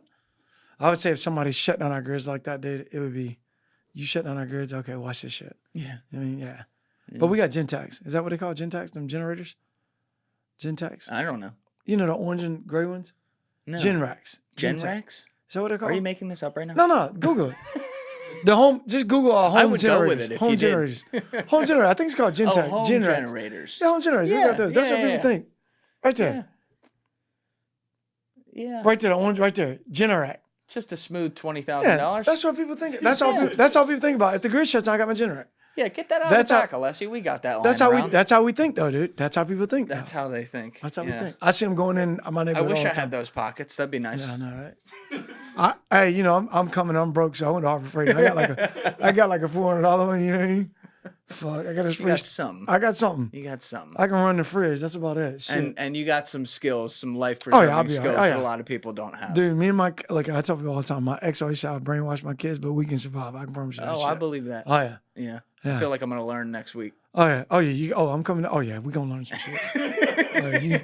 You gonna learn some shit when I come down. Oh yeah. All right. So you guys end up on Fort Bragg by the 12th. And this, looking back on the history, you know, there was like a war footing for 5 to 7 days there. Where at the top levels in the White House and the Joint Chief of Staff, they're just trying to figure out the strategy here. They knew where they were going, but like, what are we doing? So when did you guys find out what's going on and how you're getting put into the game? Every day we was just getting updates, like not really updates, just like, hey, they're still working a plan. Then we were getting like, hey, we think it's Al Qaeda. We think it came from this. We think it's this. We think it's that. You know what I mean? So you getting daily sit reps, but it wouldn't really tell us nothing because nobody fucking knew nothing. They were still trying to figure shit out. So probably I would say a week or two is before we got like hard, like, hey, dude, we're going to Afghanistan. Cool. All right, where we're staging, where we're going, where we're flying to. And we end up flying into Kuwait first. And do you start action like right when you get on the ground? Once we got to Kuwait, we just continued to train with the team. Okay. So our team just continued doing, team internal training. What date are we at here? Maybe like the 20th, 25th? Yeah, I'd say about, like that? End of the month, 25th, end of the month. Because now you're just like, all right, dude, we're in it now. We're in it to win it. And then 5th group already had guys on the ground already before any of this shit even happened. So, there's already, they did? Yeah, dude, there's SF guys already on ground. Well, I didn't say it was on ground. They're already working with cells or... In Afghanistan? UW, which will always work with different armies for the rest of time. You know what I mean? Like, just like we went to fucking war with a country right now. We got somebody there. Oh, fuck yeah. That's great. Imagine being on that team, though. Oh, yeah. You ever watched 12 Strong? Yeah. That was the first team in there. Yeah. But those guys had sources in there way before that move was made. You know what I mean? Like, not to give away our trade secrets, but shit, they like... Of course. That's how we do. That's what we do. Hearts and minds, that's what we do. So, like, there's already things that we already knew or we speculated. Yes. Then they verified, like, yeah, Al-Qaeda did this and Al-Qaeda did that. No. okay, now we can action targets. We can start action. It's interesting though, because this was like a modern military masterpiece in the sense that they changed how warfare is done, right? It's paramilitary. You got like tip of the spear, like CIA running it with, some Spec Op guys that work with them. And then you have all these tier 1 teams across the military, be it the Navy SEALs, be it you guys, be it Delta Force, be it the Rangers. And yet everyone like kind of has, for certain teams from each of those levels, is brought into the ground there and has their own mission. So did you have overlap with any of the other like tier 1 teams in the stuff you were doing? We did some stuff in the Maroof Valley with the SEALs. I can't remember what team it was, because I remember they were the outer cordon, and we actually went in to conduct a hit. We didn't end up killing nobody on target, but we ended up taking some pretty cool, I can say cool, some pretty high value target guys, or back then we didn't call them high value target. It was just guys that had information that would lead on more into the war of guys we were actually looking for. So, but yeah, we did some joint shit with the SEALs back then, because I remember rolling into Kandahar. There was nothing there, dude. We had a little base we set up. In like 01? Yeah, in 01. Yeah. Well, this is like beginning of 02 now. Okay. Yeah, because I didn't actually end up going in until the beginning of 02, because we were still waiting for You're waiting, yeah. pieces of the puzzles to get put in, where you putting guys, where these guys going. And that's basically how I was working. Like you had, we got SEALs going to take this area, Rangers taking this area, Delta's doing this with ground branch, and we're sitting here. They're gonna do this. We're just gonna trigger this. We're gonna need guys here. So it's chess. Were you burning to get out there? Yeah. And I remember I had a team warden at the time, Bart Bryant. I won't ever forget. He kept telling us, "Careful what you wish for. Careful what you wish for." Yeah. Because I was going to the gym every day in Kuwait, just getting it. Like, hell yeah, let's get it. Because one of them things where it's like being in the NFL or being in major league sports, and you trained your whole life, like you were saying earlier. 15 years old, you make it to the Super Bowl. 15 years old, you never make it to the World Series. You never make it to the Stanley Cup. You never get put in a game. You mean, yeah, you played all the seasons, you played the games, but you never got to the dance. You never got to the show. So having been trained for the last, 3-4 years I've been in the military, 4 or 5 years, like, fuck, dude, we're going to the show. Like, I'm ready. Let's go put all this shit to the test. I remember Bart Bryant, I won't ever forget, he says, "Hey, careful what you wish for." And he said that to Stanley Hammer that got killed. It wasn't 5 days after he said that. Operation Anaconda. Yep. So you were in that operation? No, I wasn't in the Operation Anaconda. So Stanley Hammer and guy team went. We didn't go. Our team wasn't there. So their team went. We was a GMV, a rug team at the time. I can't remember what team Stanley Hammer was on, but I think he got attached to somebody or something. But anyways, I remember we were leaving the gym, and he was having a conversation with Bart. They were both warrants. And I remember we all walked up, and Bart was like, "Well, you just have to be careful what you wish for." And he ended up getting killed, man. In Anaconda, it wasn't, shit, it was less than 3 days. That brings it home. It does, man. I think he was the first guy killed on ground, if I'm not mistaken. I could be wrong on that, but he was the first guy or the first Green Beret for sure. I know he's the first Green Beret. And then after that, dude, it's like, we knew then, like, all right, it's fucking real now. It's fucking real now. Like, it's here. So then we was just itching to get in a fight, dude. When was your first firefight? 2002 of, I want to say it was May of 2002, if I'm not mistaken. Okay. What happened? And it was a far ambush. We was driving through we was in southern Afghanistan, and our trucks got hit by PKM rounds, RPG rounds, and we just, as a team, we just kind of maneuvered, didn't really know what the fuck we were doing, but we're going to maneuver on it because that's what we've been trained to do. Yeah. And we returned some fire. That was the first time I got shot at. Dude's like, all right, we hear shit. Where's it coming from? Because a bullet cracking in the air makes a distinct sound. It's like a, I don't know, it's a crack. Yeah. It's a crack in the air. And in the valley of Afghanistan, or where we were, it was like an echo at that crack. So you're like, all right, where did that come from? And all you could do is like, all right, it came this, I know it went by this way, so it's from generally this direction. So we're all looking for, where did it come from? Who shot at us? And then I think it was Troy, maybe Bart, one of them saw like somebody moving up in the hills, and it was probably 300-400 yards away. You could see them moving, and it was all fucking like, just looked like black man jams or black dresses or whatever you want to call it. And then, of course, we saw another shot, and that was like a muzzle flash. And after that, we just started lighting that fucking hill up. I think one guy started shooting, and it was money. After that, everybody started shooting. Well, you showed us the video earlier of the one that was later in like 2014. Mm-hmm. But like, in Afghanistan, you're fighting the geography as much as you're fighting the people. Oh, dude, the geography is everything. If we were fighting, like, if we were fighting in Afghanistan, I mean Americans, we as Americans, the United States Army, Marine Corps, the Armed Forces, we fight in Afghanistan. We own that country. Nobody could beat us. Nobody could beat us. That country is designed to fight in. And if you own the terrain there, you own the country. That's interesting. I wouldn't expect that because the terrain's so complicated. It's why they talk about like Afghanistan being like the graveyard of empires because great military empires have come in over the years. Exactly. Came in and left out with their tail between their legs, dude. That's just a place where because the people know it. And the people know it, dude. Like everywhere we ever got hit, except for maybe, dude, all the firefights I've been in, I can probably name on two hands maybe 10 firefights where we actually initiated. Where we actually initiated. Well, all right, dude, we got intel. This is what we're going to do. 15 at the most. Yeah. Most of the time, dude, you're driving and the bullets are flying. Bullets are flying, dude, because they got high ground. They're looking out at you. It's like, got you, bro. That's why I say if we own that country, nobody can ever invade us. Because nobody's going to outshoot us. We got the best shooters in the fucking world. And then with our technology, dude, it just won't happen. You can literally just take a JTAC, send him up on a hilltop, and he can own shit 200-300 miles. Yeah. With fast movers and C-130s, Apaches and shit. A one-man band, dude. Which is another reason why strategically, like the fall and being completely out of there and leaving that, potentially, right?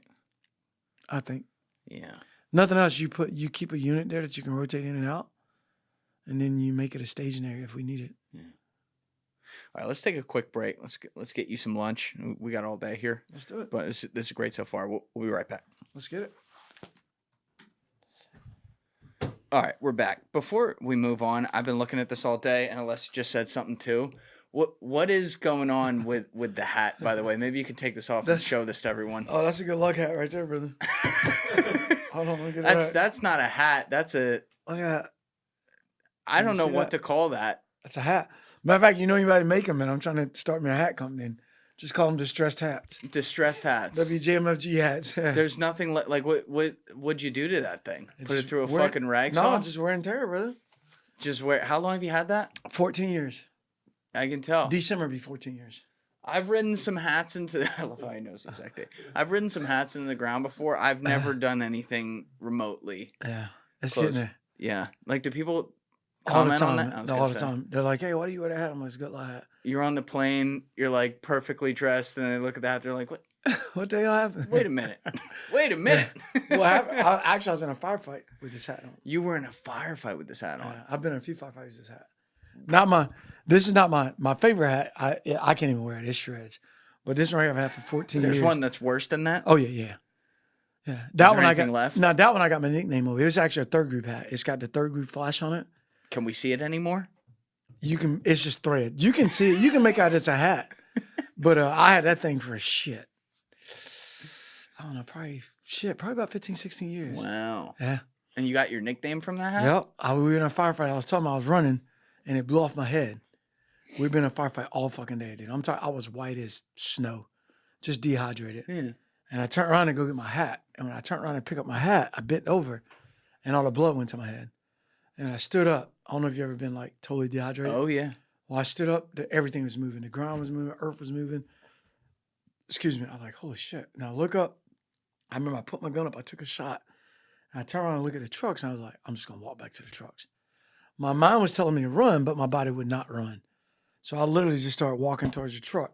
And we had this young kid on the team. And he goes, look at Johnny motherfucking Glenn. He looks like a black Jesus right now. And when he said that, I was telling Lexi, he said it over SAT 102, which is like, SATCOM 102 is your all Afghan radio network. It's all over. Anybody can listen to it.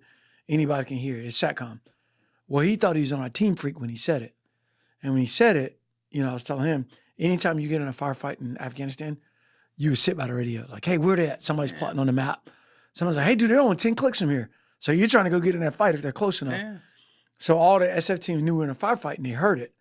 And then when we went back to Kandahar, like maybe 3 or 4 days later to get mail and all that shit, everybody's like, Johnny motherfucking Glenn, Johnny motherfucking Glenn. And then it just stuck, dude. It's like, It's a hell of a name. yeah, it just stuck. It's like Johnny. And what's crazy is I'll say it sometimes, like I don't mean to say it.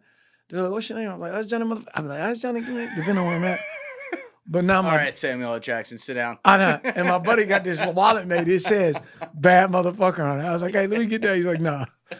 Yeah. There is something about putting motherfucker or motherfucking in the middle of like any term that just gives it. It gives it flavor. It gives it sauce. Just like that. That's right. It's like chef's kiss. That's it. It's done. That's right.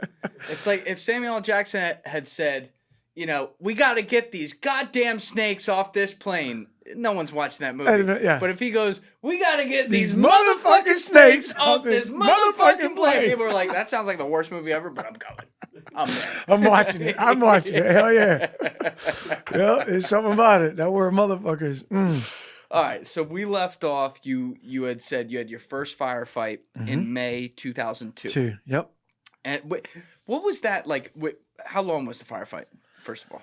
That was probably about 20 minutes, 20, 30 minutes. So not too long. Not too long. Yeah. Just exchanging fire. I always call it plunging fire because we was 300-400 yards from each other. So I call it plunging fire. To me, they would say that's a far ambush. Me, I just call it plunging fire because they're shooting off the top of a mountain down at us. It's hitting shit, but big shit. Like it's hitting rocks. I think they hit a couple of trucks, but nobody got hit. You know what I mean? So it's more like, oh shit, that person's shooting at us. Oh, them people are shooting at us. More than one up there. And then we're, of course, shooting up, trying to shoot back, you know, so. How'd it end? You take them all out? No, we shot like 2 dudes, I think. And then they like retreated? And then they retreated, yeah. It was on like 4, maybe 5 dudes. Then they retreated in the hills. What was your adrenaline like at the end of that? Were you like, shit, there it is? Yeah, it was trying to, like, it was an adrenaline rush for sure. But I think more than anything, I kept trying to replay it in my head. Like, you know, like when you see the dude, like I shot at him, what happened? You're trying to see that. Like, that's right. Like, did I hit the dude? Did I shoot? I know I was shooting at him, so I don't think I hit him. But I know I was shooting at him. I was hitting all around the fucking rocks. He pop up, pop down. This one pop up, he pop down. Then all of our guys were shooting at him. Then once we, you know, the guys fled, we made our way up there. There's 2 guys up there that was shot the fuck up. So, you know, I guess we all shot them 2 dudes. So it's kind of, I mean, it's got to be crazy though. It's like your baptism of fire, and now you're like, this is what we're gonna be seeing. Yeah, and it was. And then it just got, after that, it just morphed into Firefights was bigger. They were more orchestrated. Shit, like 2 days later. Wow. Day or 2 later. Right away. They were more orchestrated, yeah. They were more orchestrated because at that point, they was just hitting anybody. Any American or any vehicle they saw they thought were American, they were hitting us. Hey guys, if you haven't already subscribed, please hit that subscribe button. It's a huge, huge help. Thank you. Yeah, what do you mean? What do you mean by orchestrate? Meaning like they knew where you guys were gonna be more? Well, they knew where we were gonna be, but not only that, they started, like, it's like anything else. They started growing. Like, if we hit you with 4 dudes, we're gonna hit you with 10 dudes. Instead of putting 10 dudes there together like they did, they started, because you can Google how to send an ambush. So then what they started doing was like, all right, we're gonna. I swear to God, you can Google it, man. 7-8 is all in it. Ranger handbook's in there. But they started setting guys in more, I would say, like almost not really strategic positions, but in better positions. Like, all right, let's put a guy here and put a guy here and put a guy here. Then we're going to put 10 guys over here. You know, we're going to shoot at them in this spot. And then when they start moving, we're going to run this way. Then we're going to try to ambush them up here. They just got smarter, you know what I mean? Now, were you guys doing like routine patrols within the area of your base, or are you also moving between bases? Yeah. Well, we would do like what we would call is our fire bases. We expand our white space. So anytime a team go into an area, expand the white space. Our white space is like our neutral space. Yeah. So anytime we go into an area, the first thing we do is we're gonna own and occupy what we got. When we own and occupy that by force, we'll take it by force if we need to. So if we own and occupy this room in here by force, what we would do at that point, we would extend the corners. So there's 4 corners in this house, right? First thing I would do is extend that corner out. Let's expand our space. Whether that's through kinetic or through non-kinetic means. The best way I think to do it is a little bit of both, but you basically want to stay non-kinetic. Because if I can stay non-kinetic, then that means I'm working the hearts and minds of the people. Now, if I'm working the hearts and the minds of the people and I'm staying non-kinetic, those same people that I'm working, they know I'm there to protect them or be there for them or whatever. Now these people are going to start giving me intel. Now I can build targets. Yeah. I can say, hey, I know for a fact Julian goes to this place downstairs and eats every day. I know he eats there every day. Now I can put surveillance on him. My guys can watch him. And now when we want to hit him, we can hit him. Or we pull him in, we talk to him like, look, dude, I'm going to get in bed with you. I know you don't want to be a bad guy, but you got to take care of your family. I got a family back home. I'm going to take care of my family. But I'm going to offer you a win-win right here. Yeah. You know, whoever the IED maker is, you help me get that guy. This is what I'm going to do for you. Me. Yeah. You're good with me. Now, all this little, all the little he-sheesh you selling on the side, I don't care nothing about that. What's the bigger problem? What's the bigger problem? This is the bigger problem. This is what we need to solve. How do you help me help you? And now, dude, that guy, he starts seeing a global impact because we're going to do that. So now what we're going to do is, once we start expanding that, guess what? My medic's going to go in, he's going to do a med cap. Where he's going to go in, he's going to help that local guy we know that's got a big-ass lump on his head, which I got to do I call it brain surgery, but it's just, I got to cut on a guy's head. Oh, they let you do that? Yeah, he had a big skin. What are you going to do? Ain't no rules. Fucking doctor, motherfucker. Yeah, I'm a doctor, motherfucker. Come on in, let me cut you open. What are you going to call Peter? Like, oh my God, they're doing this or whatever it is. So he can't say you violated my medical rights. So I cut this, this guy had it's like a brain, it looked like a brain tumor growing on his head. It's a big-ass lump, about that thick. You just sliced it off? We cut it off, man. My medic was there. I numbed it up. And my medic's like, all right, Johnny, start cutting. We started cutting. We're dabbing it. He's dabbing it off. And he said, see that right there, Johnny? And then he said, okay, it's not cancerous. And he was telling me all the medical terms. He said, all right, we're going to cut it off. We're going to cut it off real slow. Cut it down right to his right down to his skull. And then he said, Johnny, now, if we had time, we could skin graft this. Shave skin. I was like, no, dude. So we cut it off. We put something over it. He came back 3 days later. It started to heal, man. And then after that, the dude healed. Once it healed, it's just like a mole on his face. But it looked better than that third horn he had growing. Was he talking normal or did he walk? No, he was talking the whole time. The whole time we were doing it, he was sitting there talking. We never put him under. We just numbed it real good. So you didn't damage anything else going? Didn't damage nothing else. That's insane. Yeah. So you are literally a brain surgeon. I guess so. But the beauty of it, but it's on the incredible. outside of his skull, so we didn't have to really go into his skull. We cut just a little bit down into his skull, not much, just a little bit. And he's like, let's cut everything out, make sure. You're like, that looks like enough. Yeah, let's do it. Yeah, my medic was like, oh, keep going, Johnny, feel. He's like, keep going. I was like, all right, cool. But yeah, dude, you get to do shit over there that you normally, like we had a kid get blown up. He got blown up by shrapnel. We think it's from the bad guys. They said it's from the Americans, but it wasn't. It's from the bad guys. But the kid came in and we stapled, I got pictures that I have to send it to you. We stapled his, whoever fixed him, they put staples based on the tip of his sternum all the way down to his midsection. Whoa. And so when he came in, the doctor was like, yeah, the dad was like, they told me to bring my son in to get these staples out. And he was like, when did they tell you? He was like, oh, they told me to come back after some period of time. Dude, this guy waited like 2 months, man. So the skin was starting to kind of grow over the staples. It was ugly. No. Just a kid, dude. He might have been the cutest kid, 6 or 7 maybe. Cute as all outdoors, man. Little Afghan kid, little kid. The skin's growing over the skin. Yeah, so for whatever reason, the little kid liked me. I don't know because I was brown like him or what. But he liked me, dude. And he was like, so I was holding his hand and Phil was taking the staples out. And he kept telling Phil, no. And he pointed at me and Phil's like, you want to take them out? I'm like, fuck yeah. Because they teach us, the operator feels no pain. So if I'm stitching you up or whatever, then I don't feel no pain. So I don't feel nothing. Even though as a kid, I was trying to be gentle. But we got all those staples out of him and got him out, dude. We gave him like some lollipops and stuff and candy and stuff like that and told his dad, like, hey, but that's how you get people to come on your side to help you. When you first get down there, though, those months before you're out doing patrols and stuff, are you getting handed off through the various chains of intel or having guys handed to you, I should say, that are going to be your interpreters and are going to be in the field with you? Or did you have to go out and develop those people? For the most part, the first couple of years of the war, dude, you develop that stuff. Every now and then, the 3-letter agencies, they might throw you a little bone. They might, like, here, dude, we've been working with this guy. He knows the area. Yeah. Then you get with that guy. And then that guy, he has a reputation too. So he's like, hey. What's up, guys? We did not anticipate that this was going to be 2 episodes, but Johnny got on a roll and it was awesome. So there will be a second part coming out in the next couple weeks. There's some other content we got to put out first. But make sure you're subscribed and you'll see this when it hits the feed sometime soon. And also, if you haven't followed me on Instagram or on X, those links are in my description below. Thank you.